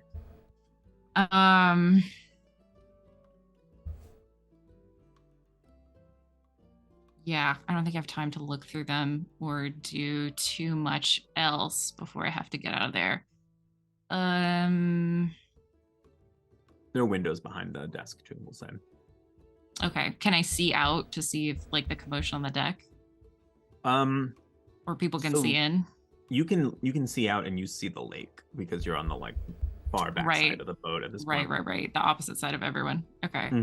But you do see that there is at least one on here that can unlatch, and it's like a kind of a sliding window situation. Everything else is like permanently fixed, but there is one here for ventilation and whatnot. Could I fit through that little window? It's on the other side. Yeah, okay. It's like you'll say the windows are like half the height of the room, so they're not small. Okay, right? Perfect. So you're able to slide it over, and it's big enough for like a whole ass person. Yeah. Any valuables in here I can grab on my way out? Not anything that you see. Not anything in your immediate sight. It's like a big. Okay. I take a dagger. But there's not. Yeah, you got a dagger. I take one of her fancy daggers. I spit on the floor, looking at her portrait, and I book it out of there. Yeah, the dagger is indeed fancy. You reckon it's got like some sort of polished bone handle with sort of gold inlays. It's stupid, Yeah, I'm putting everything in this satchel, and I'm sort of twisting it around so it's like hidden under my like gross tattered black cloak as much as possible, and I'm going through the window, and should I wreck up the room to make it look like I was just trying to... I think taking all her papers is not... There's probably no way I'm going to trick them, and I don't have any time, so I think that's all I do. I think I just make my escape. You go up or down, or like you come out the window? Do you try to get up onto the deck, or you do try like which direction? Where is this window? Just like on the side of the ship itself, is it leading out onto the deck? It's on the very back of the ship, so like the deck would be above you up here, and then it would come back down to where the door is on the front, right? So it's just like a little covered area, like, what is it? There's like an elevated deck above the captain's quarters. So from your spot, you'd have to climb up to get onto it. Otherwise, it'd be kind of like crawling around the side of the ship to the back, like kind of the way you came, but to not get spotted. Or if you go around the other way, you'll be like, inside of the crowd and everything. I will take the most hidden path, so I think that's probably back the way that I came, right? Yeah. You start heading that direction, and you hear like footsteps, paddling in, just rushing in, and they're saying, "What?" And you hear one person, one crew member say, like, "There's no one in here. Quick, look around, see if anything's missing," that kind of stuff. So we'll say you're able to get like off to where they wouldn't be able to see you, like around. You've got around enough of the side of the ship before you hear someone shouting like, "The window's open! Check that!" And you're on your way to sneak off. Beatrice, we haven't checked in on you in a hot minute. You're in the crowd when you hear these fireworks go off, and I'm gonna walk back my previous statement reaction. The guards aren't like rushing the crowd, but they're definitely agitated. Like you see a bunch sort of like just raise their little round shields, and they like form up around the council members, and they're just like on high alert, and they do start kind of coming forward a bit, but it's slow. And you hear, get out from in front of me, you idiots, I'll handle this. And like Amelia comes, like she's like imposing, like she's bigger, like taller than most of the guards themselves, and just like parts them like a couple of sand castles. She's just like tossing down, right? Moves forward and just looks. Yeah, you go though. How close am I to Amelia right now? Well, you're closer to Amelia and the counselors than you are to the ship, because I think you've been keeping kind of towards the back end. Yeah. Right, and especially when you're yeah. I'll also say the few denizens that you convinced to start walking away, they were coming down like a different street than where the council came, but you see them being corralled back by other members of the town guard that are coming from that direction. Mm-hmm. Okay, I think I'm gonna kind of go out of the crowd and like make my my face and everything is very visible. And I'm gonna walk up to the council and be like, "Oh, thank goodness the council is here. Thank you so much." And then I'm gonna kind of like go up to Amelia and be like, "Oh, I had an important message." And I'm gonna be like, once I'm kind of like up at her ear, I'm gonna whisper, "Hey, it would be a really bad idea to do any kind of force of violence against these people right now."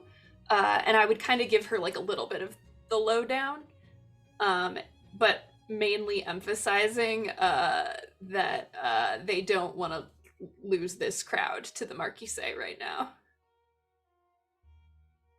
Her eyes go. And I'm gonna do my advice thing in my character sheet.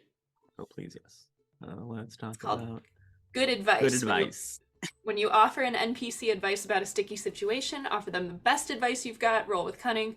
On a hit, they see the wisdom of your suggestion. They have to mark exhaustion or incorporate your advice into their plans. All right. Yeah, let's roll it. That sounds exactly like what you're doing. Cool. I did not roll good. Dang it.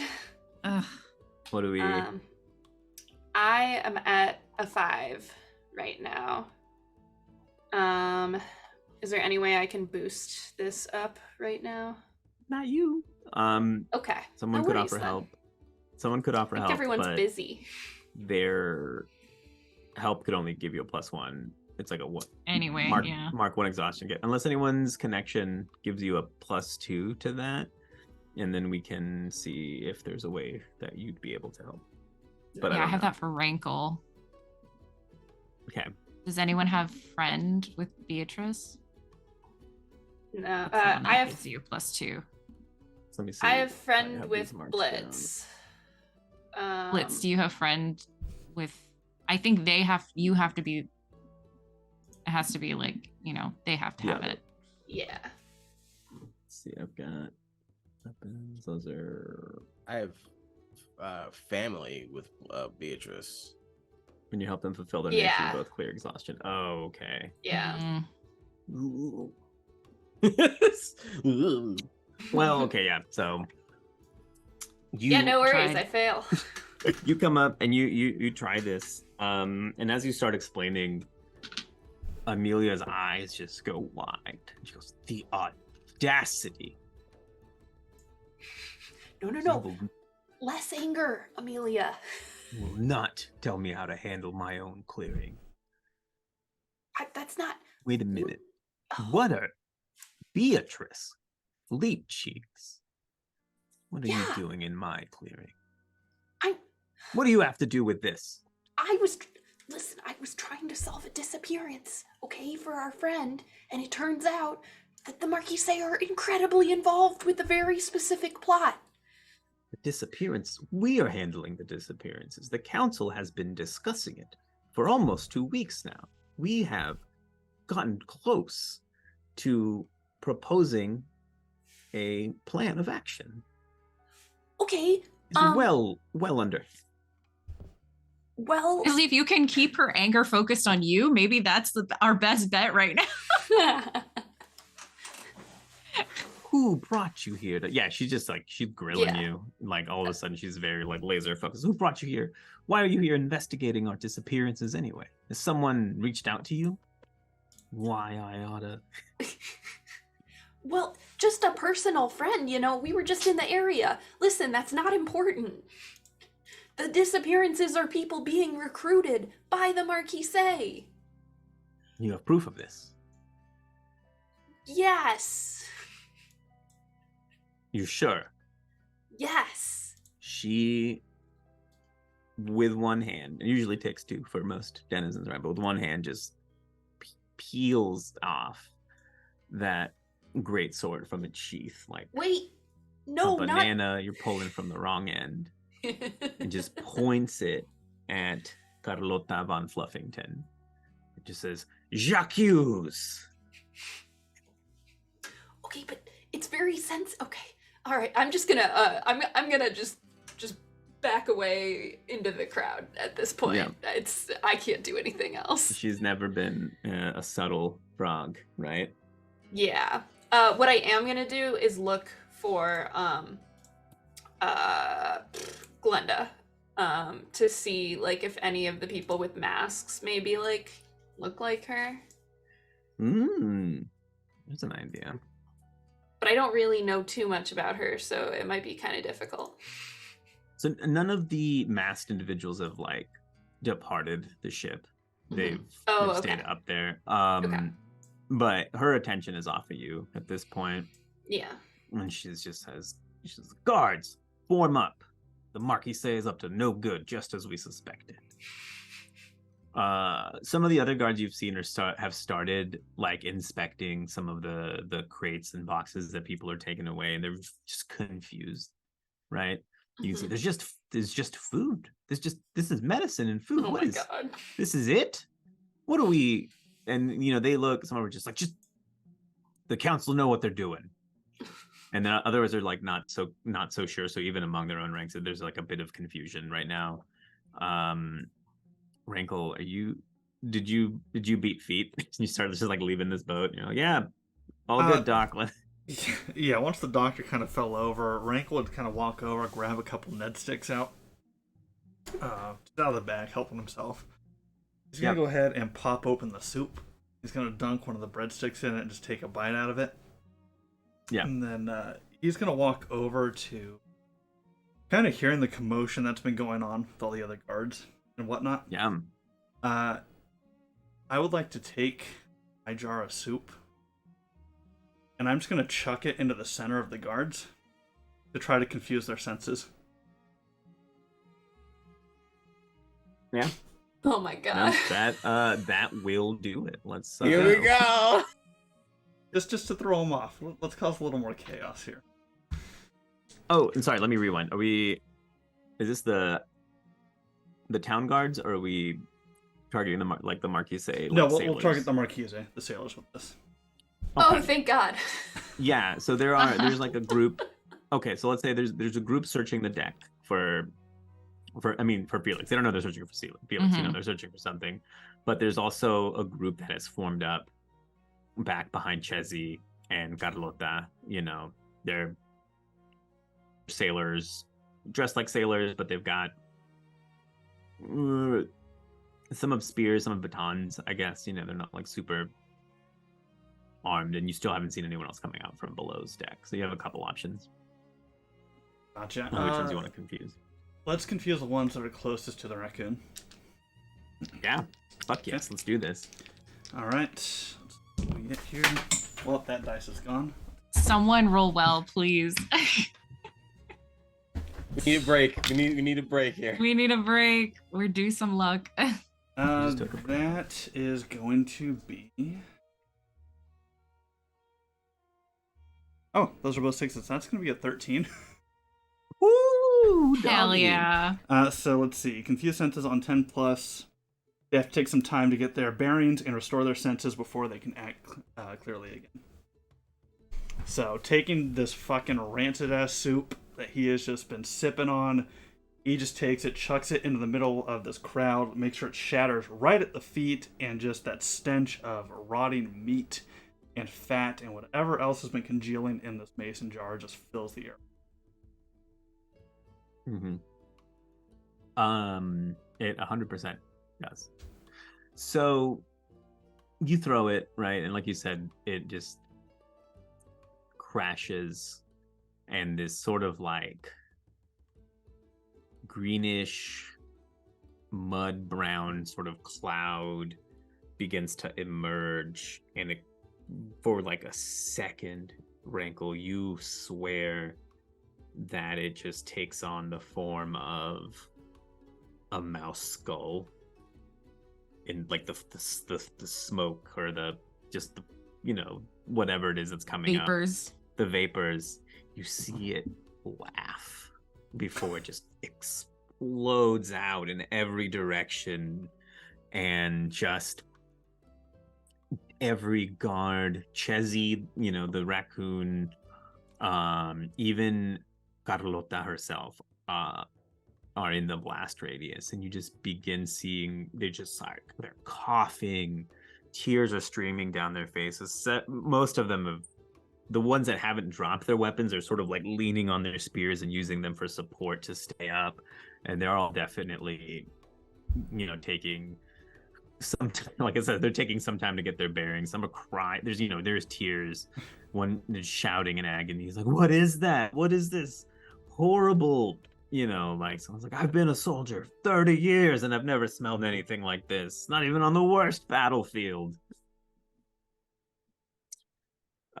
What do you do with that? What do you do with that? As they're all kind of just experiencing that. All right, we're gonna run over, and I'm gonna try to grab Carlota.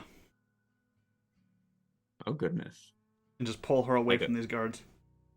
Oh.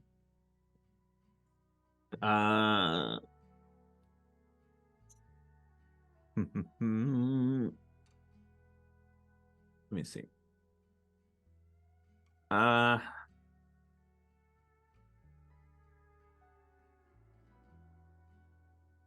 trying to decide if this would. No, because a grapple turns into sort of like a fight. So, are you just trying to grab a unaware Carlota and just like peel it off? You're not trying to like start a fist fight, right? Yeah, no, I'm just trying to quickly just grab her and pull her away. Okay, so we, do you have blindside as a roguish feat? Okay, then go ahead and then, okay, instead just go ahead and make just a straight up might roll, but give yourself a +1 forward, just a +1 to whatever your mod is because of the soup incident. That's gonna be an 8. You we'll say you're able to grab her. You even use like some just some trailing scarves and stuff to like sort of, you know, like get, but in something of a bind, but not before she's able to put up some resistance. So take either one injury or mark an exhaustion to avoid, just like, you know, like to struggle and actually not take that. So I guess one or the other. Take a harm, but either injury or exhaustion. Okay, I'll take an injury. Okay. But yeah, you're able to grab her, get her away. The other sailors and crew and you know, 𝙒𝙧𝙧 are still just like, oh no, what? 𝙒𝙧𝙧's sort of like teary eyes come up. He's like, no, unhand. You know, Blitz, you're up. You just see it. You see it all. I see You're like everything. Patrick Stewart and extras. You've seen everything. It's Yeah, too but late. It's just so much happening. What's the situation with the people in the masks? They have not come back out from below. They were like you were seeing an occasional one bringing Mhm. crates up, but Gotcha. you motion went off. Mhm. You haven't seen, actually, let's say, yeah, no, right now you start seeing them emerge from below's deck. There's like 4 of them. Cool, that's perfect. They're all armed. Yeah. As they're coming up, as they're masked and coming up, and they're like in a line almost, Mm-hmm. coming up the stairs. I want to use trick shot, with which is a finesse move, to shoot off their masks in like a row, like the arrow like pierces or cuts the thing keeping their masks on one side. So if they fall off like this, they fall off like, oh. Yeah. Working out. It is a finesse move. Yeah, it's not on the. I know it's. I just want to. It's in the cheap sheet thing. Oh, it's because I wrote. I one-worded it. I didn't put a space. And That'll do it. My little search guy like that's not doesn't exist. That's not a thing. Get out of here. Not a word, son. You fire a clever shot designed to take advantage of the environment, any range. Yeah, you're doing that. Cool. Mark where and roll with finesse. Let's do it. That is a 9 plus 2, so 11. Yeah. So you get to choose 3 of these. 3 out of 4. I want my shot lands on any target within range. The second strike strikes a second available target. Mm-hmm. Or should I choose your shots? Because my idea is to cut. So my shot cuts something or breaks something. So I want to cut their masks. And the shot distracts an opponent and provides opportunity for other things to happen for my party to do. Okay. I would say of the 4, you would not need to take your shot lands in any target of your choice within range. Cool. Because none of them are undercover hidden from you. Gotcha. So you could take all 3 of the following. So you're able to hit 2 of them. You're able to cut both of their masks off. And this definitely makes a big distraction. This is from the crossbow, right? Yes, this is from Shooting Star. So this bolt, you know this weapon like the back of your claws. So there's a little compartment in Shooting Star where special crossbow bolts are held. They're very difficult to work with. So yeah, it takes you a minute, takes you a beat, we'll say a moment to steady your aim, to inhale, exhale, and as the bolt goes out, this tiny little compartment, at the end of it, like kind of there's like a little blade that slices it in half around like a perforation that the bolt already had, and it just like splits just right to where 2 masks come off. It hits the connecting bit on 2 of the masks. You can even see from where you're at the bolts themselves exiting the back of the hoods that they have up, right? And then you hear them clatter off on the deck somewhere. And as it swings off here, and then it's like a slow motion fall to the ground, right? You see both the faces of Regina, the groundhog, and Tiffany, the fox, members of Lowell's Rough Bones. And as they are distracted, provides you with a moment's opportunity. Felix, I'd say you'd be able to take advantage of that opportunity as well, as now the crew on the deck is distracted enough that you could, able to move quicker in your escape without them stopping you. Yeah, I think I'm gonna use the opportunity to try to, if I can, get off the boat and hide amongst the crowd, or try to make my way back to my friends. without being seen. As far as I can get, I'm not gonna push it. I'm gonna keep moving slow, and if they're two in the open, then I'll just sort of find a spot to hide out of the way. Beatrice, you headed back into the crowd as well, was that right? Or were you're just like, I did. we'll say you two were able to sync back up, you find each other. You both see Rankle, where are you headed with Carlota? Oh shoot, maybe I shouldn't have left. Maybe I shouldn't leave Rankle, actually. So at this point, I'd be pulling her. I'd probably be pulling her towards the back of the ship, so I'd probably see the individuals of the rough bones, their masks fall off at this point. Oh, okay. So you're still up there. Got it. I'm still up there with her in one arm, seeing now these two rough bones. Rankle is just going to draw his sword, hanging onto her with one hand, sword pointed with the others. What?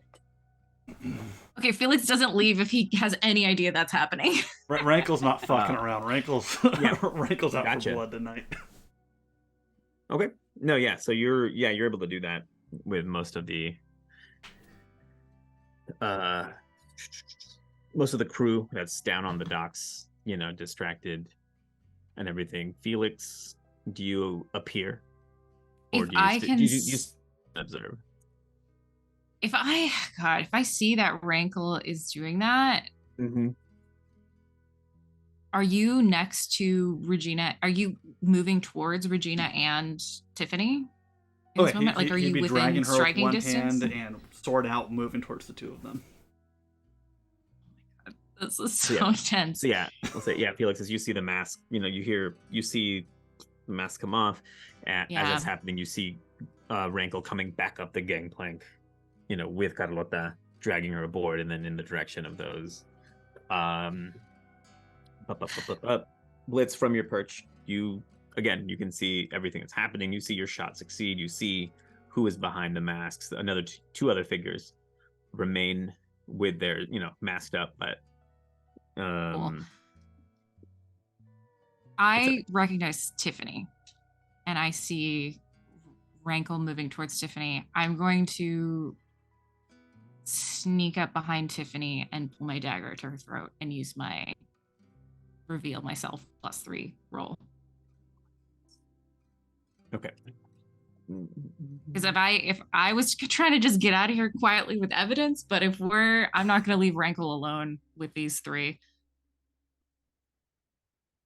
Oh, actually, no, Regina's the head, right? I'd go for Regina. Regina's the leader of the Rough Bones, correct? Yeah.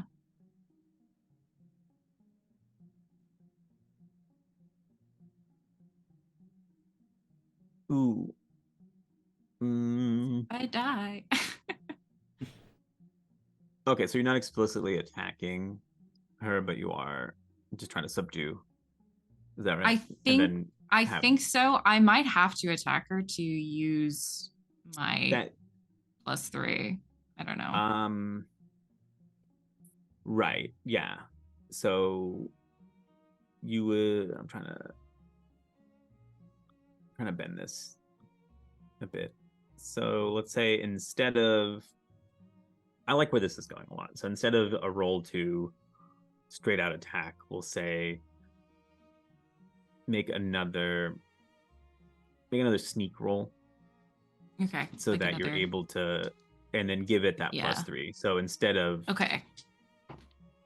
it aiding your attack, it's kind of aiding in your speed.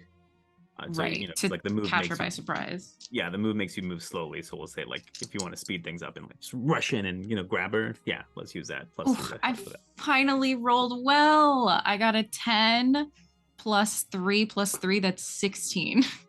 That's disgusting. That's the first time I've rolled above like a 4 this whole session. Yeah. Anyway. You made it count. You made it count against the person that deserves it. Yeah, let's say the mask comes off. You spring from like the side of the deck where you're at on board. Front flip off a crate or something. You swing on a rope, land there, kick out one of her knees so she stumbles, and then you just like grab, and then your dagger is right there. Yeah. Beatrice, you're vibing with the denizens. They're confused. Yeah, so the other two still have masks on? Yeah. I'm You're not in a gonna... great spot to see all of this from down in the crowd, but you Yeah. you can see enough that there's like a big commotion happening above decks, and you know that it's the direction both Rankle and Felix were headed. Is there anywhere tall to get up on that isn't the boat? You'd have to get up up on a building the way Yeah. the way Blitz is right now. We were told about the warehouse to watch from. Maybe did That's we true. know if there's a second story, like It is tall window? enough, yeah. It's like the building Like- over from where Blitz is right now. And Is so it- yeah, you all know it'd be empty right now, and you could get upstairs. But not To get in a one vantage turn, point. presumably. I mean, you can start heading that way, and we'll see how long it takes. I mean, not. You might be better suited just like trying to talk to the crowd. Yeah, Like, I that's think kind of I'm... your. At this point, I'm gonna try to give my friends cover, I think. And actually create more chaos and confusion, even though that's the opposite of what I was originally going for. Beatrice can roll with the punches. Right. When that soup kind of cloud goes up, and like Recognize post, that soup. yeah, post like fireworks and everything too. Yeah. I feel like Beatrice is gonna try a different angle where she's like, it's the demons. They're working with the 𝙒𝙧𝙧𝙨, and they're doing all kinds of witchcraft on their boat to get ya. And just you know, the lights and the smell and the cloud, they're summoning the demons. They're summoning the. Are you orating again? Yeah, I think so. Summoning the Yeah, just Yeah. orating about how people are summoning demons. Yeah, I think I'm orating. God, I need to roll good. All right, here we go. So with your demon hysteria, we'll say you're Mhm. hyping them up. What is your aim? Like you don't have to be telling them, but like what are you trying to motivate them to? I'm trying to create confusion in the crowd. Okay. Where, like, I mean, I guess ideally it would be like a hesitation of like, you know, I feel like the guards, the town guards are kind of like the aggressors right now, and I kind of want the people to be more afraid of the 𝙒𝙧𝙧𝙨 than they are of the guards. Like the guards are there to help them. Okay, that makes sense. Cool. Yeah. Let's hit it. Okay, but also just creating a distraction for the people on the ship as well. Like, you know, making it easy for my friends to do what they need to do. Yeah, you got it. Cool. I rolled a 6 + 2 is an 8. Okay. On an 8, so that's a hit. You get to choose one of the 3 options. They don't try to take your intent too far. They don't disband at the first set of real resistance, or they don't demand you stand at their head and lead. Okay. I think I think we're more worried about them taking it too far. I think 'cause so, if they take it too. too far, then they're in trouble, right? yeah, what I Mhm. don't want this to escalate out of control where they like stampede each other, so I'll say they don't take my intent too far. Okay. Excellent. Yeah, you get agreement from the crowd. Yeah. You know, you're like, yeah, that's a smart squirrel. You heard her. Us Yeah. loggers stick together. And They lured you've us even- here with the food. You've even got members of the guard on your end, and Yeah. Amelia and the council are like just as stunned by this soup incident, right? So them like kind of like trying to figure out what the F is going on gives you the opportunity to like rile and not subdue the crowd, right? But you've Yeah. definitely turned, we'll say the majority of them seem to be on your side. There's still some that are trying to leave, Mhm. and the guards have given up trying to like make them stay, right? So there, yeah, more. You've definitely had the effect you've wanted there. Maybe you haven't quite. Yeah, so like near the front, there's a lot of shouting. You know, people are demanding answers from the 𝙒𝙧𝙧𝙧𝙨. Some are throwing things back at them. the crew that are there and Chezi are having a hard time dealing with it because they're still like they're just now recovering from the stench and it's still lingering, so it's not like the best place for them to be. You see some of the denizens themselves are like coughing with it, and you know, just like comparing it to awful things. We won't get into that. We don't have to do that here. But you know, just know that it's happening. It's bad. And some of them do start kind of they're not trying to, the unexpected twist is they're not trying to get you to lead to like confront the 𝙒𝙖𝙧𝙨, but some are trying to get you to sort of diffuse the council themselves. Yeah. They're like, please tell them you've seen, we're just hungry, we just need help, and we thought these people were here helping us. We've been tricked just like everyone else. Please tell them.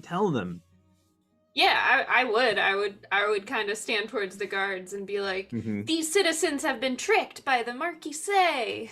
Like, yeah.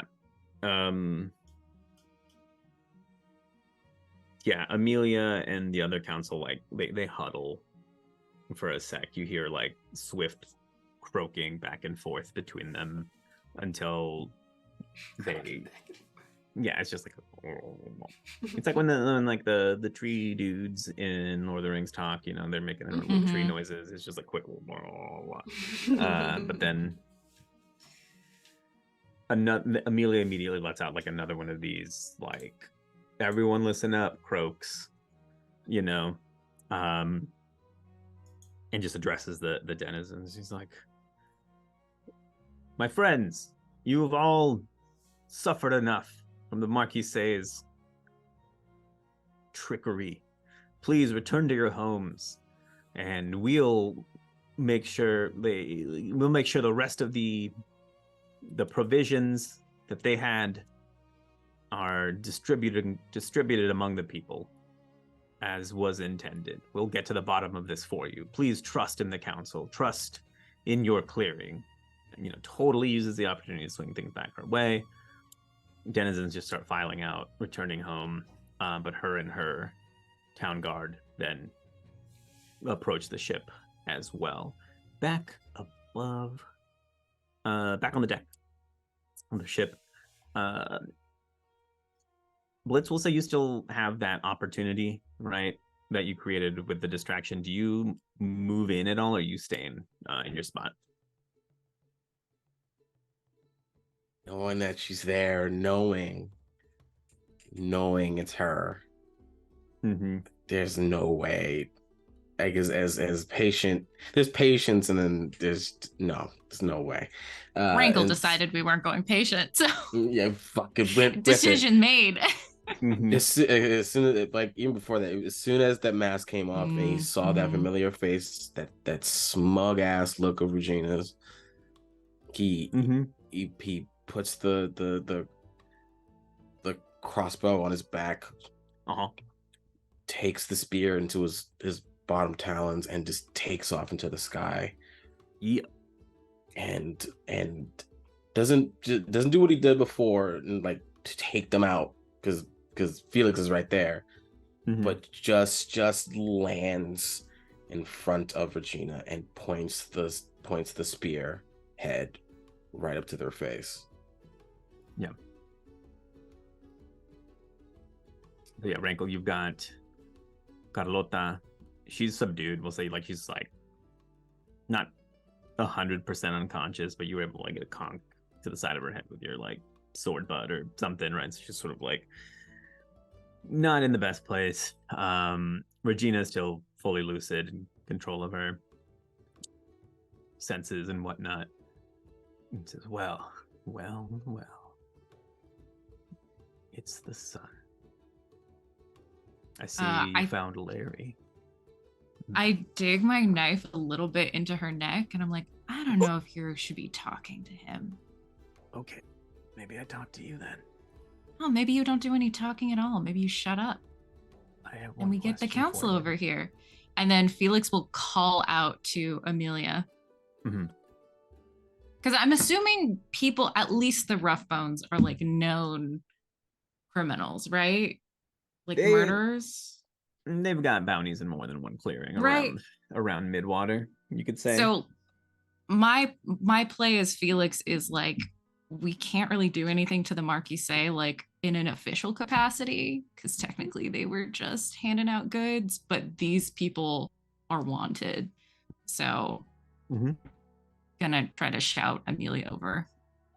Okay. And, Yeah, they're coming your way anyway, you know. Beatrice, are you heading forward with the council and the guards, or are you sort of just hanging back observing? Yeah, if like the people are kind of clearing out, I would try to head up to see what's going on. Absolutely. So yeah, Felix, you start walking. Or do you start walking Regina forward too to meet Amelia? Or do you like stay yeah, where you're at? I would. I don't want to like Okay. risk her bolting or Tiffany doing something. Absolutely. Where are the other two masked? Is it 4 maskers or 2 of them? There were There were 4. 4. The other 2 are 4. hanging back. Like they have not. They don't want you. They've sort of stepped back. Their hands are trying not to on be their, invisible. Yeah. No, they're like visible. Their hands aren't on their armaments. You know, their swords or anything.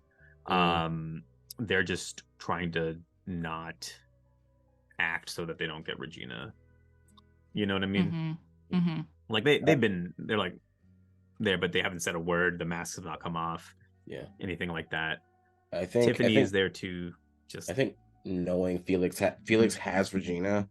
I think Blitz just points the spear towards those 2.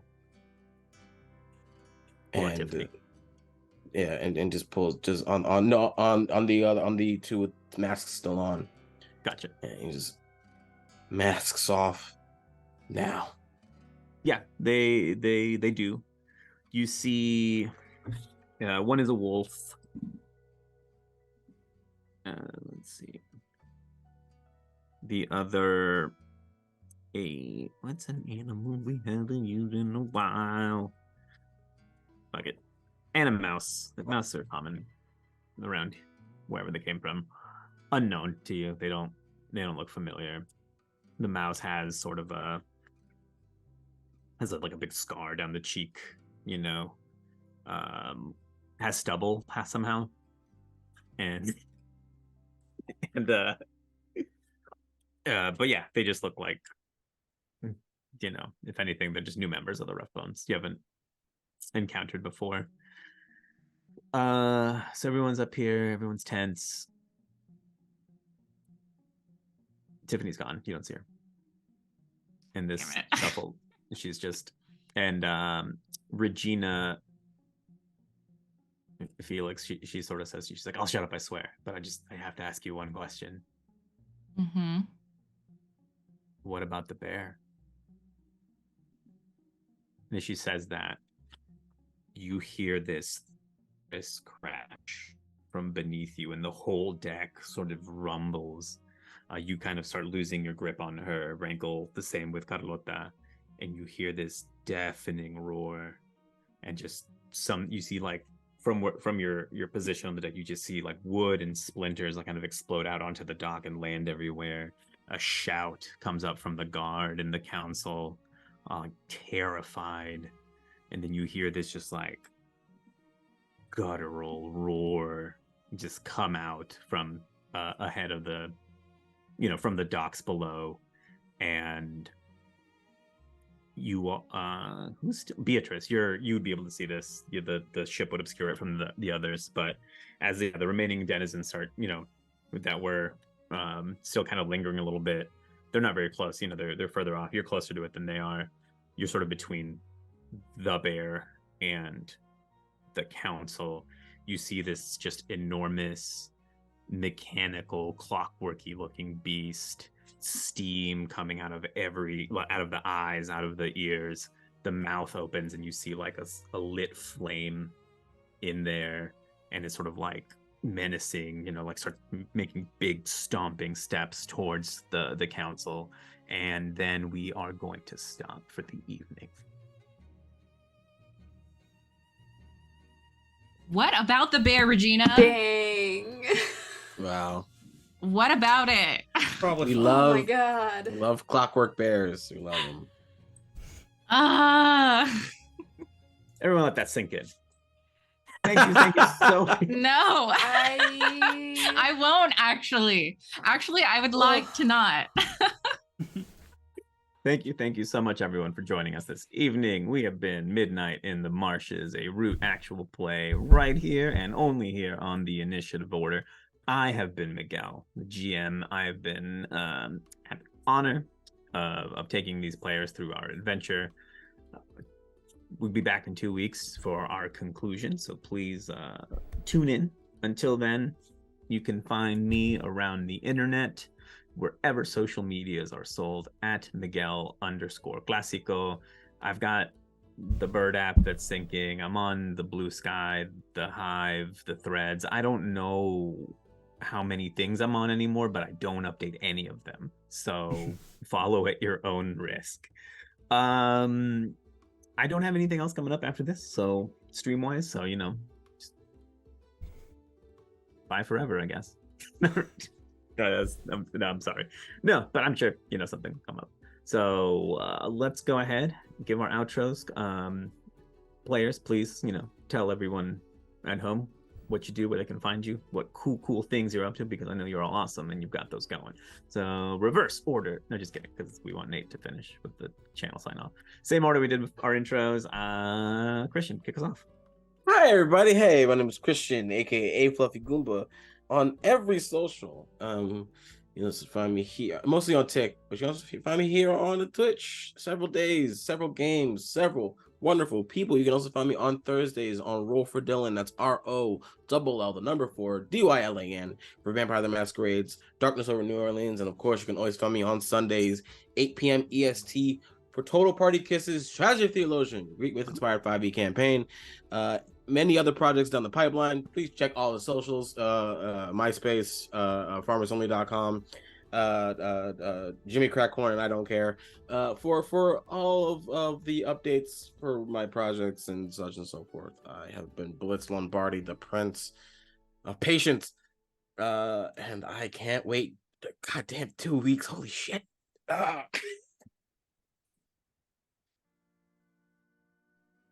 Awesome, thank you so much. I can tell. I can do orders. Isabel, how about yourself? Hi, I am Isabel. You can find me all over the internet. Also, not updating my socials at Isabel is okay. You can find me every Sunday on Twitch /that_D'Angelo for the Emerald Templars campaign that I'm in, which is amazing, run by the creator of Emerald Templars. The campaign is called Coven of Thorns, and it is full of drama and intrigue. It's very, very fun. You can find me every first and third Monday over on Pluto Cleric's Twitch channel for Gods Among Mortals, a Pathfinder 2e game where we are raising money the entire time for the Trans Empowerment Project. So check that out. We're just getting into the mystery. We're gonna fight some big scary guy in a lab next week. So that'll be a lot of fun as well. And yeah, that's it for me. Awesome. Thank you so much. All of that sounds exciting. D'Angelo is so dreamy. That's so awesome. amazing. And Emerald Templars is so much fun. Oh my God, it's a blast. Everyone buy All right. Emerald Templars, actually. That's my main plug. Or go back in time and kickstart it like I did. And, you know, join the cool kids. Just kidding. You're all cool. I love everyone.